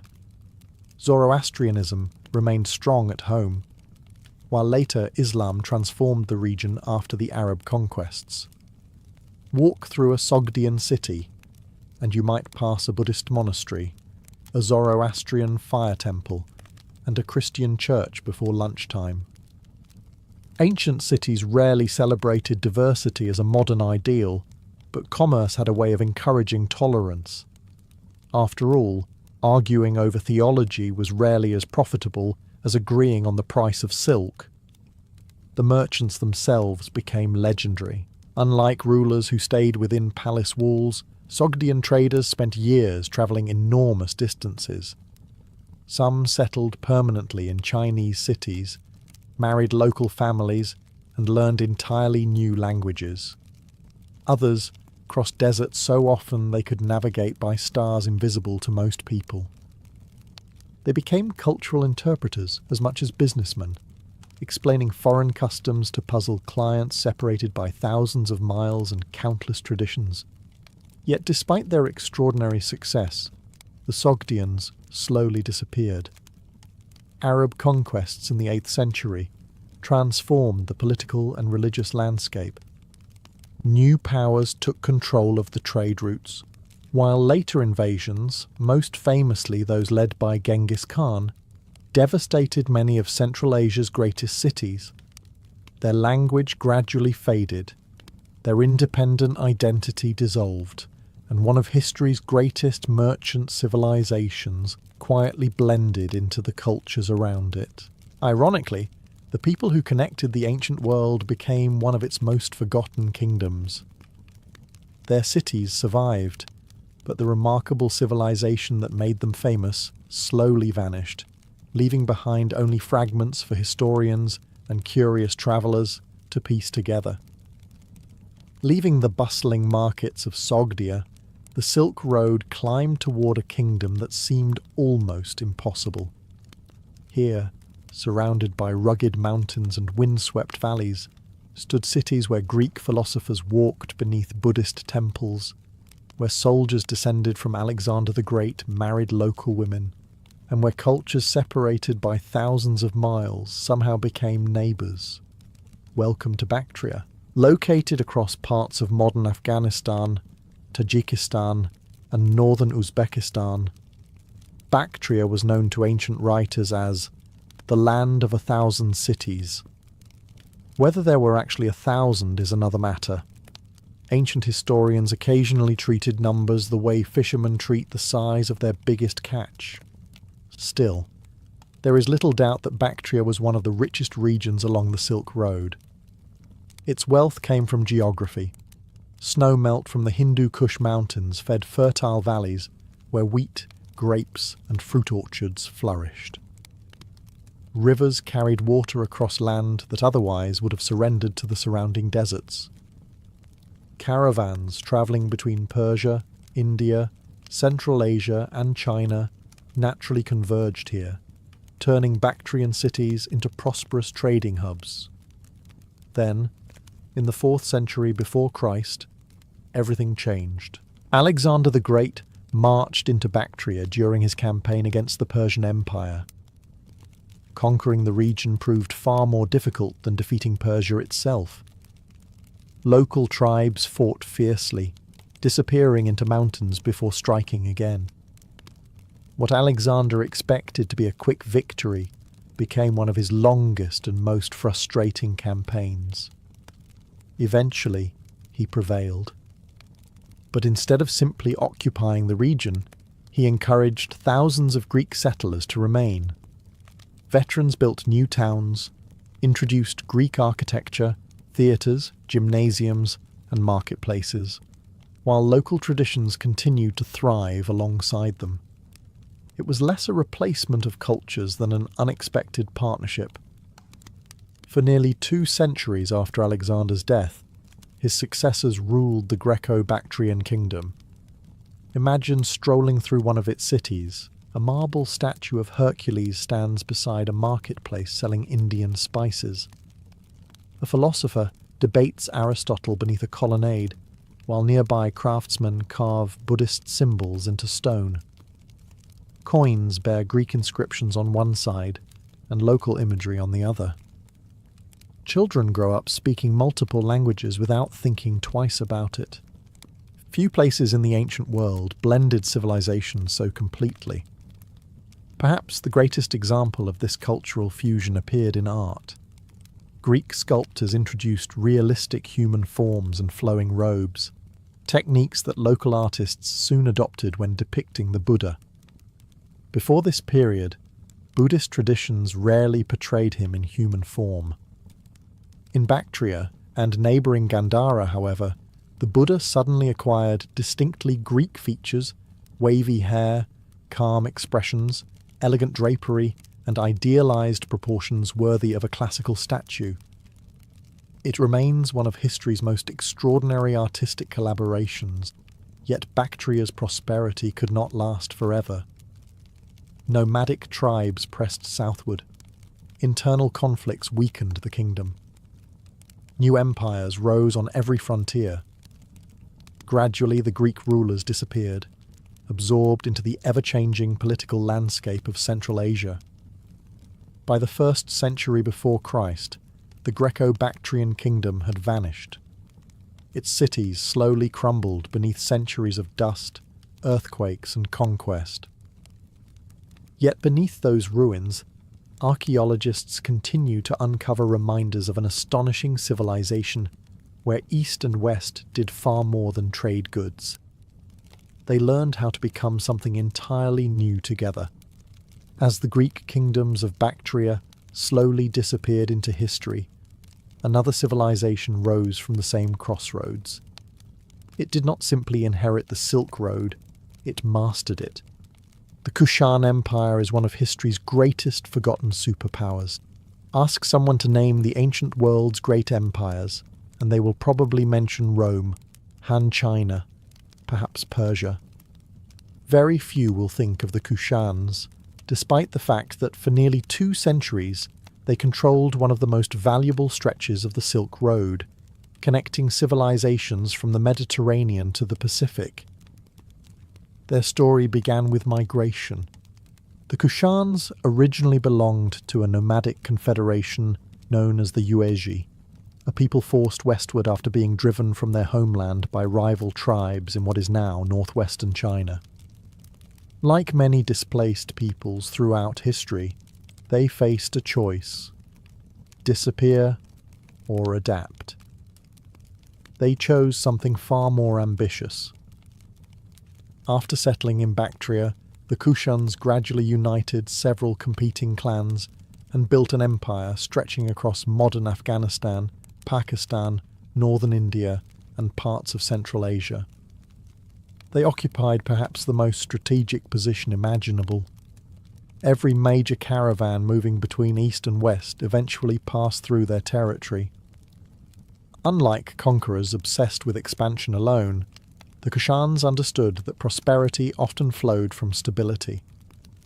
Merchants cared less about who ruled than whether the roads remained safe, so the Kushans invested heavily in protecting trade routes.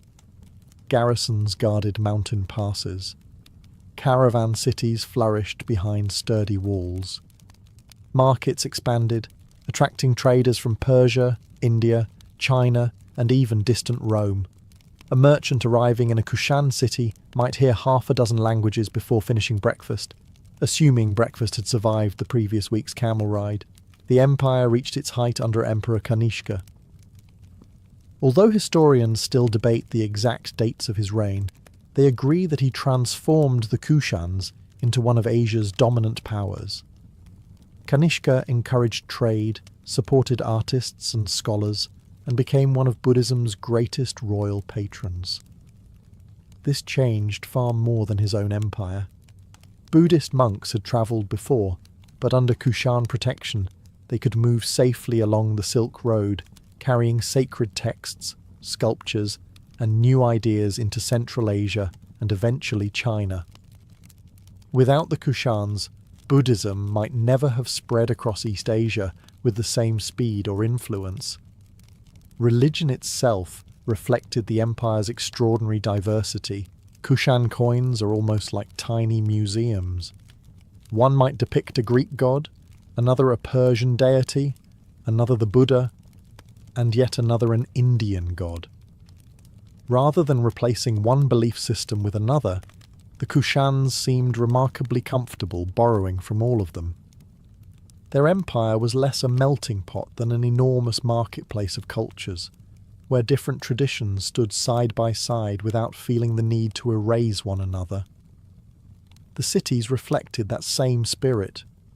Temples, monasteries, workshops, and caravanserais lined busy streets filled with merchants negotiating over silk, ivory, gemstones, spices, fine horses and glassware. Travellers from opposite ends of Eurasia often met here for the first time, exchanging not only goods, but recipes, technologies, fashions, and stories that would continue travelling long after their owners had moved on. Yet even great crossroads can become forgotten. As new powers emerged, trade routes shifted and political pressures mounted. The Kushan Empire gradually fragmented, absorbed by neighbouring kingdoms and invading forces. Its cities survived, but its name slowly faded from popular memory. Even so, every caravan that safely crossed Asia owed something to this overlooked empire, whose greatest achievement was proving that commerce could unite worlds that conquest never truly could. Leaving the fertile valleys of the Kushan Empire, the Silk Road entered one of its most unforgiving stretches. Ahead lay the Taklamakan Desert, a sea of shifting sand so vast and so deadly that ancient travellers coined a chilling warning about it. "You may enter," they said, "but you will never come out." Whether anyone actually spoke those exact words is impossible to know, but after seeing the landscape, you would probably avoid testing the theory. The Taklamakan is one of the largest deserts on Earth. Towering dunes stretch toward the horizon, while summer temperatures can climb above 50 degrees Celsius. Water is scarce, vegetation almost non-existent, and sandstorms can erase entire caravan tracks within minutes. For merchants carrying fortunes in silk and spices, crossing it without careful planning was less an adventure than a carefully organised gamble with death.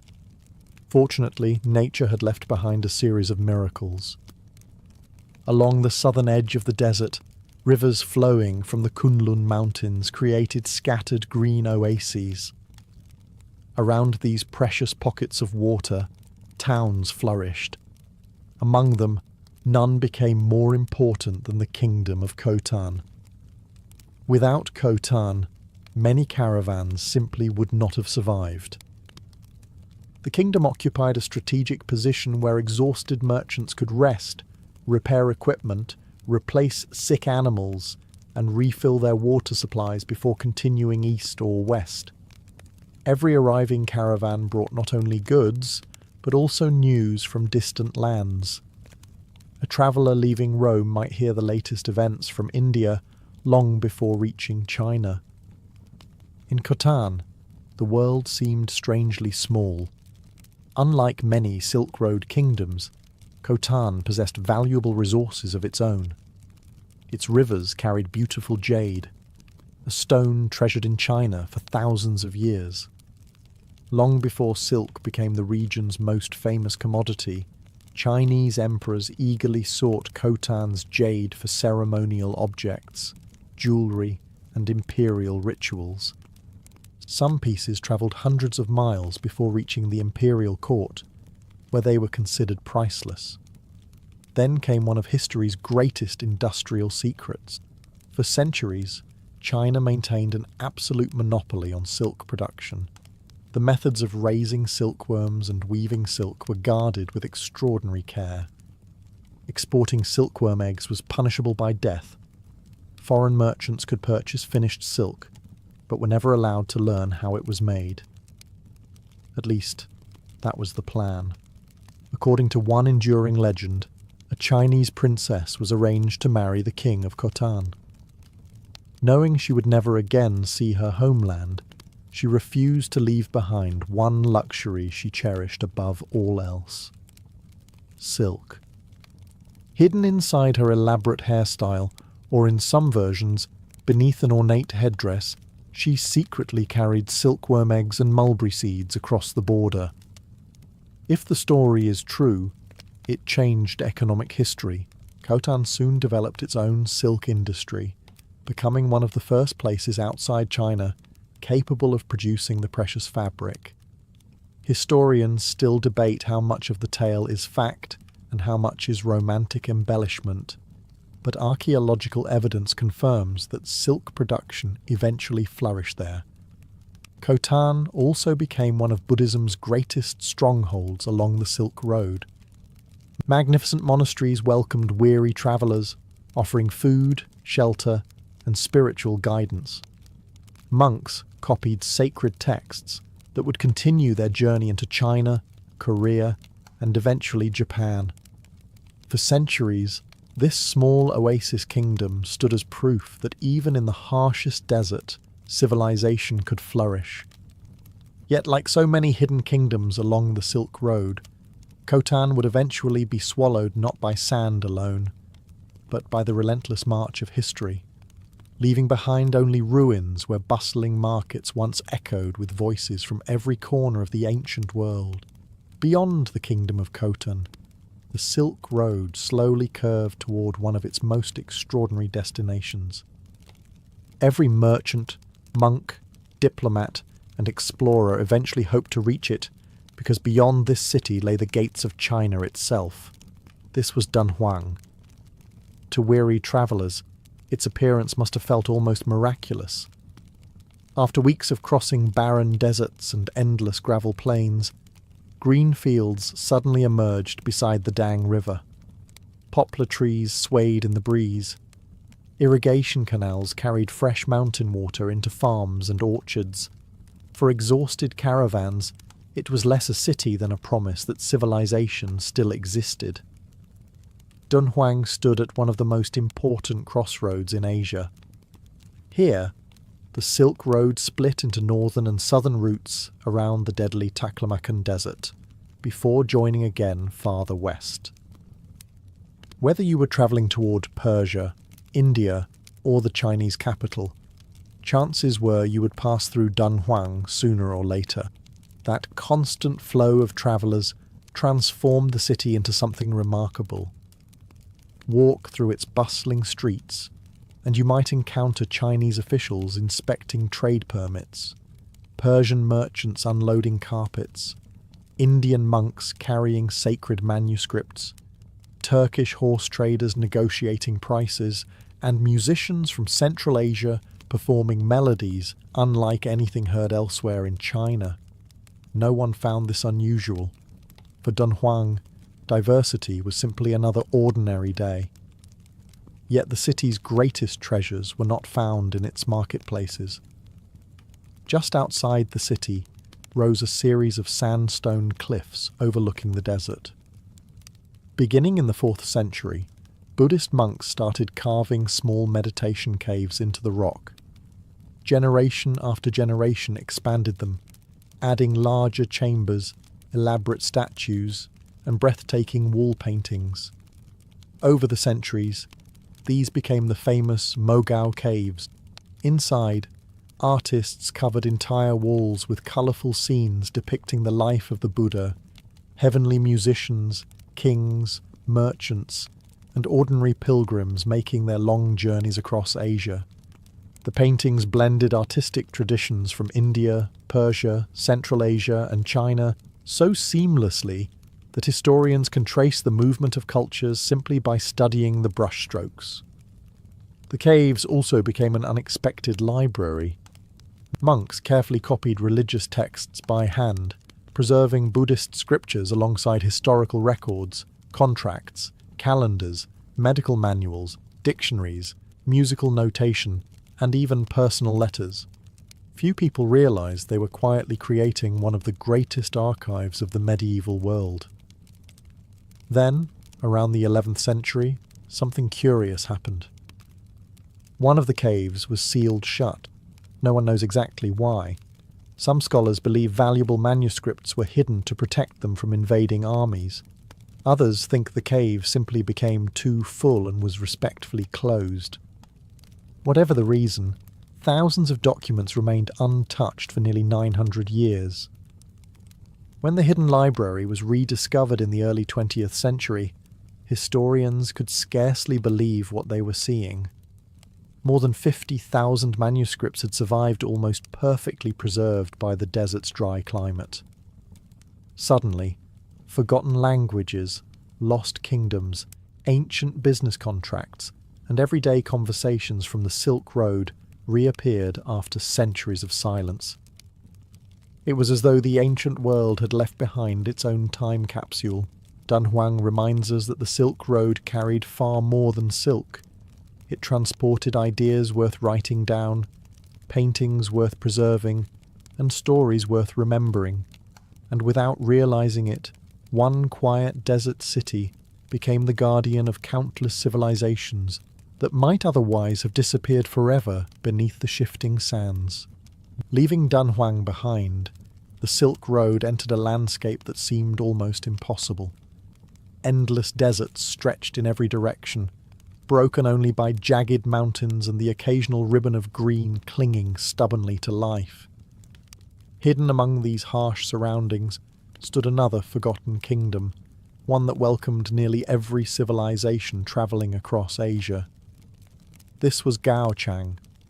Located near today's Turpan in western China, Gaochang flourished because it possessed the one thing every Silk Road traveller desperately needed: water. The surrounding Turpan Basin is one of the hottest places in Asia. Summer temperatures regularly climb well above 40 degrees Celsius, while the ground itself can become hot enough to cook an egg if you are unusually patient and remarkably careless. Rain rarely falls, yet somehow vineyards, orchards and wheat fields covered parts of the oasis. Long before Socrates became the most famous philosopher in history, he was simply another citizen of Athens. There were no prophecies announcing his birth, no royal bloodline, and certainly no expectation that this rather ordinary-looking man would one day influence nearly every branch of Western philosophy. If you had walked past him in the marketplace as a young man, you probably would have remembered the olive seller before you remembered Socrates. He was born around 470 before Christ, during one of the most remarkable periods in Greek history. Athens was flourishing. Magnificent temples were rising above the city. Playwrights filled theatres with audiences. Artists perfected sculpture and democracy. Still a relatively new experiment was reshaping politics. It was an age of confidence. The Athenians believed their city was becoming the centre of the civilized world. Into this thriving society arrived a boy from a modest family. His father, Sophroniscus, worked as a stonemason or sculptor, shaping marble into useful objects, and perhaps helping construct some of the buildings that made Athens famous. His mother, Phaenarete, worked as a midwife, assisting women through childbirth. It was humble, respectable work, and Socrates would later joke that he had inherited something from both parents. His father shaped stone, while his mother helped bring people into the world. Socrates claimed he did something similar, except instead of delivering babies, he helped people give birth to ideas. Not everyone appreciated the comparison. As a child, Socrates likely received the standard education expected of an Athenian boy. He learned reading, writing, music, poetry, physical training, and the stories of Homer that every educated Greek knew by heart. Wealthier families hired famous teachers, but Socrates' upbringing appears to have been relatively ordinary. There is little evidence that anyone viewed him as a prodigy. In fact, later descriptions suggest he looked rather unusual. He was said to have a broad nose, bulging eyes, thick lips, and a stocky build. Compared with the idealized beauty celebrated in Greek sculpture, Socrates was almost the opposite. Some contemporaries even compared him to a satyr, one of the mischievous woodland creatures from Greek mythology, known for their flat noses and somewhat untidy appearance. It was not exactly the compliment most people hoped to receive. Fortunately for Socrates, he seemed completely unconcerned. Unlike many Athenians who cared deeply about appearance and reputation, he rarely dressed elegantly. He often walked barefoot, wore the same simple cloak year-round, and showed little interest in luxury. Friends later remarked that he could endure cold winters, long marches, and uncomfortable conditions with astonishing ease. While others complained about the weather, Socrates simply continued thinking. Before philosophy completely consumed his life, however, He fulfilled another important duty expected of every Athenian citizen. He became a soldier. Athens depended on ordinary citizens to defend the city, and Socrates served as a hoplite, a heavily armed infantryman carrying a large shield, spear, and bronze armour. Campaigning was exhausting, dangerous work requiring discipline and courage. Fellow soldiers later recalled his remarkable endurance during long marches and his calmness in battle. Whatever opinions people eventually formed about his philosophy, few questioned his bravery. Yet it was not his military service that would make him unforgettable. Somewhere amid the crowded streets, noisy workshops, and bustling marketplaces of Athens, Socrates developed a habit that seemed harmless at first. He started asking questions. Simple questions. Ordinary questions. Questions that most people answered with complete confidence. Then, little by little, he would reveal that they did not actually know the answers at all. Athens had produced great generals, gifted artists, and brilliant politicians. It had never encountered anyone quite like Socrates, and before long, the city that celebrated wisdom would discover how uncomfortable genuine questioning could become. As Socrates grew older, something unusual became increasingly obvious. Unlike nearly every famous philosopher you can name today, he never wrote a single book. Not one. No carefully organized treatise. No collection of essays. Not even a modest scroll titled Thoughts I Had While Walking Around Athens. If Socrates ever kept personal notes, history has lost them completely. Everything we know about him survives because other people, most famously his student Plato, thought his conversations were too important to disappear. That decision would change the course of philosophy forever. In Athens, many intellectuals earned comfortable livings by teaching rhetoric. These professional educators, known as sophists, travelled from city to city offering lessons in public speaking, politics, and persuasion for a fee, of course. If you wanted to win arguments in court or impress voters during an assembly, they were happy to help. Socrates wanted nothing to do with that business. He refused to charge students. He insisted he possessed no special wisdom worth selling. In fact, he often claimed he knew almost nothing at all. At first glance, this sounded like remarkable humility. After spending a few minutes talking with him, however, people discovered it was also a remarkably effective trap. Imagine you're an ambitious young Athenian. You meet an older man wandering through the Agora, Athens' enormous marketplace. Around you, merchants bargain over olives, fishermen advertise the morning's catch, politicians campaign for support, blacksmiths hammer bronze, and philosophers gather eager listeners. The older man smiles politely. "So," he asks, "you seem confident. Tell me, what is courage?" Simple enough. You answer without hesitation. Courage means never being afraid. Socrates nods thoughtfully. Interesting. Then are reckless people courageous? You pause. Well, perhaps not. So courage requires wisdom? Yes. And can someone who acts wisely sometimes retreat instead of fighting? I suppose so. Then courage cannot simply mean never being afraid. Only a few questions have passed, yet suddenly the answer that seemed perfectly obvious no longer works. This became Socrates' signature approach. Rather than delivering speeches, he asked questions. One question led to another. Each answer created a new problem. By the end of the conversation, people often realized they understood far less than they had believed only minutes earlier. Today, this approach is known as the Socratic method, and more than 2,000 years later, it remains one of the most influential teaching techniques in the world. Law schools, philosophy departments, medical programs, and classrooms still use carefully structured questioning to encourage critical thinking instead of memorization. Socrates was not interested in giving people answers. He wanted them to discover their own.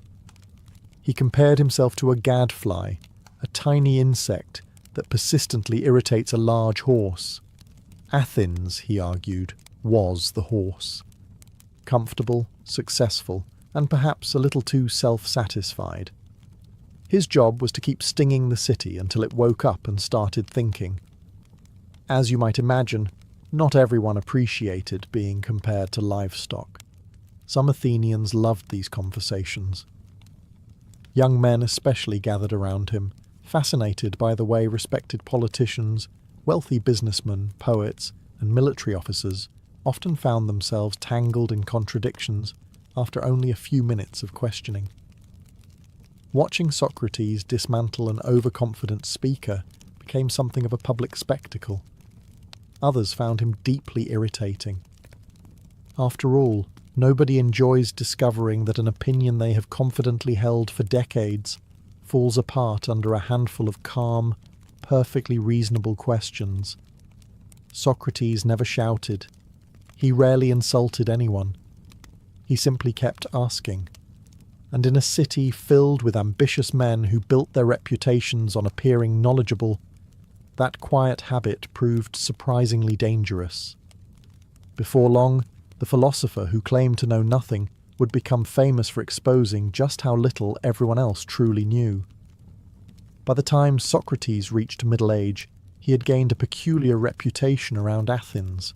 Some people admired him, many avoided him, and a growing number quietly hoped they would never find themselves trapped in one of his conversations. Then something happened that transformed an eccentric philosopher into a legend. It began hundreds of miles away at Delphi. Nestled on the slopes of Mount Parnassus stood the Temple of Apollo, home to the most famous oracle in the Greek world. Kings, generals, merchants, and ordinary farmers all travelled there seeking divine guidance. The priestess, known as the Pythia, delivered Apollo's answers in mysterious phrases that priests then interpreted. One day, a loyal friend of Socrates named Chaerephon visited the oracle. He asked a surprisingly simple question. Is anyone wiser than Socrates? The reply became one of history's most famous declarations. No one is wiser. When Chaerephon returned to Athens and repeated the oracle's words, Socrates reacted in a way few people expected. He did not celebrate. He did not boast. He did not begin introducing himself as officially certified by Apollo. Instead, he was deeply confused. How could he possibly be the wisest man in Greece? He believed he knew very little. Surely the oracle had made a mistake. Being Socrates, however, he decided there was only one sensible response. He would investigate. And so began one of the strangest philosophical quests in history. Socrates started visiting people widely considered wise. First came the politicians. These men confidently debated laws, diplomacy, and the future of Athens before enormous crowds. If anyone deserved the title of wisest citizen, surely it was them. The conversations rarely went well. Socrates politely asked them to explain concepts like justice, leadership, or virtue. At first, they answered confidently. But as the questions continued, contradictions slowly emerged. Definitions changed. Exceptions appeared. Certainty disappeared. Eventually, many politicians realized they could no longer defend the very ideas they claimed to understand. Socrates left with an uncomfortable conclusion. These men believed they were wise. They were not. Next came the poets. Surely those capable of composing magnificent verses possessed deep wisdom about life itself. Again, Socrates questioned them. To his surprise, many struggled to explain the meaning behind their own works. They had created beautiful poetry, but when asked why certain passages expressed truth or virtue, their answers often dissolved into vague guesses. Talent, Socrates concluded, was not the same as wisdom. Then he turned to craftsmen. Blacksmiths, sculptors, builders, physicians, and shipwrights certainly possessed genuine expertise. Unlike politicians, they truly understood their trades. Yet Socrates noticed something curious. Because they were masters in one field, many assumed they were equally knowledgeable about morality, politics, religion, and human nature. They knew everything about bronze, less so about justice. Piece by piece, the puzzle became clear.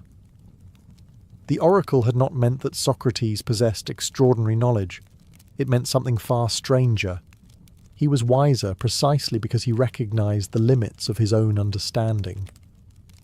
As Socrates famously concluded, "I know that I know nothing." Whether he spoke those exact words remains debated, but they perfectly capture his philosophy. Unfortunately, this revelation came with an unintended consequence. Every politician embarrassed in public became another enemy. Every poet left speechless carried away wounded pride. Every respected citizen who discovered the holes in his own arguments remembered exactly who had exposed them. The young men following Socrates found these exchanges endlessly entertaining. They laughed, admired his sharp reasoning, and began copying his style. The older generation was far less amused. Athens had once viewed Socrates as an unusual philosopher wandering the marketplace. Now many began seeing him as something considerably more dangerous, a man teaching an entire generation that authority should never be accepted without question. As Socrates' reputation as Athens' most persistent questioner continued to grow, it became easy to imagine him as a man who spent every waking hour wandering the marketplace, cornering unsuspecting politicians with philosophical puzzles. In reality, his life was far more ordinary. Before he became famous for questioning ideas, Socrates had proven himself on the battlefield. Athens expected every able-bodied male citizen to serve in the military, and Socrates fulfilled that duty several times during the Peloponnesian War, the long and devastating conflict between Athens and Sparta. This was no brief campaign or ceremonial parade. The war stretched over nearly 3 decades, exhausting the Greek world and slowly draining Athens of both wealth and confidence.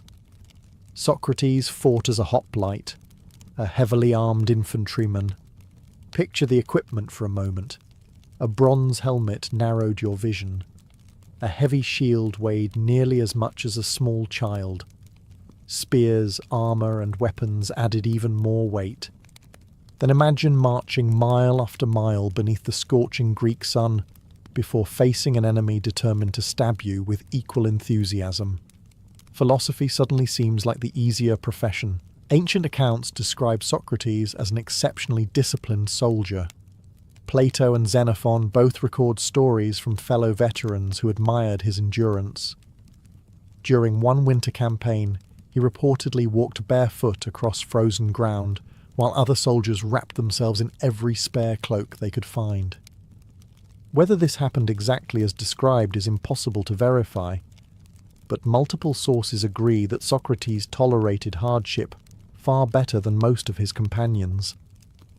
His courage also became legendary. At the Battle of Potidæa, Socrates is said to have saved the life of the young aristocrat Alcibiades after fierce fighting.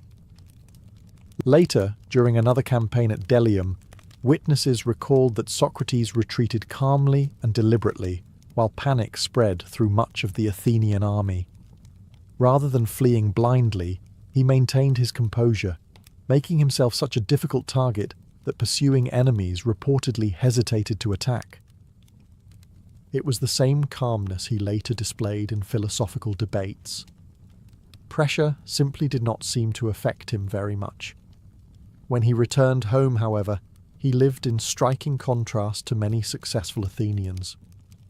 While sophists charged generous fees for teaching, Socrates continued refusing payment. As a result, he remained surprisingly poor throughout his life. He owned little, dressed simply, and seemed almost indifferent to material comfort. Friends occasionally offered financial assistance, but he showed little interest in accumulating wealth. To Socrates, money solved practical problems. It did not improve the soul. His home life became almost as famous as his philosophy. Socrates married Xanthippe, and together they had several sons. Ancient writers often portrayed Xanthippe as sharp-tempered, impatient, and frequently frustrated by her husband's complete lack of financial ambition. One famous story claims that after enduring one of his lengthy conversations, she poured a bucket of water over his head. Socrates supposedly smiled and remarked, "After thunder comes rain." Whether the incident actually occurred is impossible to know. Many historians suspect later writers exaggerated Xanthippe's temper for comic effect, turning her into the stereotypical long-suffering wife of an absent-minded philosopher. In fairness, raising children while your husband spends his days discussing the nature of justice instead of earning a reliable income might test almost anyone's patience. Yet despite his poverty and unconventional lifestyle, Socrates never appeared unhappy. He believed happiness depended not on possessions, reputation, or political success, but on living a life guided by virtue and reason. Unfortunately, Athens was becoming a far less forgiving place. The Peloponnesian War had left the city bruised, divided, and suspicious. Citizens increasingly searched for people to blame for their misfortunes. And among the younger generation, one man seemed to possess an influence that many older Athenians were beginning to find deeply unsettling. By the end of the Peloponnesian War, Athens was no longer the proud, confident city where Socrates had grown up. The empire that had once dominated the Aegean had been defeated by Sparta. Thousands had died. The treasury was nearly empty. Political factions blamed one another for the disaster, while ordinary citizens wondered whether democracy itself had failed. In uncertain times, people often begin searching for simple explanations. Unfortunately for Socrates, he was becoming an increasingly convenient one. His daily conversations attracted dozens of young Athenians, many from the city's wealthiest and most influential families. Sons of generals, politicians, merchants, and aristocrats gathered around him in the agora, listening as he questioned respected public figures with relentless patience. To the young men, it was fascinating. To their parents, it was alarming. Imagine spending years building your reputation as an experienced statesman, only for your teenage son to come home asking whether you actually understood justice, courage, or virtue, because an elderly philosopher had politely dismantled your arguments in front of half the marketplace. Family dinners probably became spirited. Socrates never claimed to possess secret knowledge. Instead, he encouraged his students to question assumptions, challenge authority, and examine every belief before accepting it. Today, that sounds like the foundation of higher education. In ancient Athens, it sometimes looked suspiciously like encouraging rebellion. Adding to the concern was the company Socrates kept. Among his most brilliant students was Plato, who would later preserve his teacher's ideas for future generations. But not every admirer followed such a peaceful path. One of Socrates' closest associates was Alcibiades, perhaps the most talented and controversial politician Athens ever produced. Handsome, wealthy, ambitious, and spectacularly unpredictable, Alcibiades repeatedly switched political loyalties whenever it suited his ambitions. At various points, he served Athens, Sparta, and even Persia. Each betrayal made Socrates look slightly more guilty by association. Even more damaging was Critias. After Athens surrendered to Sparta, a brutal oligarchic government known as the 30 Tyrants briefly seized power. Critias became one of its leading figures, overseeing executions, confiscations of property, and widespread political persecution. His regime ruled through fear before democracy was eventually restored. Although Socrates openly criticized several actions of the 30 tyrants and even refused to obey one of their unjust orders, many Athenians remembered only one uncomfortable fact. Critias had once been his student. To ordinary citizens, the distinction mattered very little. If Socrates teaches young men, some wondered, why do so many troublesome ones seem to emerge from his circle? It was an unfair conclusion, but political fear rarely waits for careful reasoning. Meanwhile, Socrates continued behaving exactly as he always had. He questioned generals, he questioned politicians, he questioned poets, he questioned priests. Most dangerously of all, he questioned people who held power while making absolutely no effort to flatter them. Many philosophers seek influential friends. Socrates seemed remarkably talented at collecting influential enemies instead. The restored democracy wanted stability after decades of war, dictatorship, and civil conflict. Citizens were tired of controversy. They wanted unity, not another elderly philosopher encouraging ambitious young men to challenge accepted wisdom. Gradually, irritation hardened into suspicion. Suspicion became resentment. Resentment became something far more dangerous. Soon, 3 citizens would formally accuse Socrates of crimes against Athens itself. Their charges sounded simple enough, but behind them stood years of wounded pride, political anxiety, and personal humiliation. After a lifetime spent asking uncomfortable questions, Socrates would finally find himself forced to answer some of his own. In the year 399 before Christ, after decades of questioning nearly everyone in Athens, Socrates finally encountered a group of men who had grown tired of answering. They decided it was time for him to answer instead. 3 citizens brought formal charges against the 70-year-old philosopher. Their names were Meletus, a young poet, Anytus, a powerful politician and influential craftsman, and Lycon, an orator representing the interests of public speakers. Together they accused Socrates of 2 serious crimes. First, they claimed he did not believe in the traditional gods of Athens. Second, and perhaps more damaging, they accused him of corrupting the city's youth. At first glance, the charges seemed strange. Socrates often spoke about divine guidance. He openly discussed what he called his daimonion, an inner divine voice that warned him whenever he was about to make a mistake. Far from rejecting religion altogether, he believed deeply that the gods existed.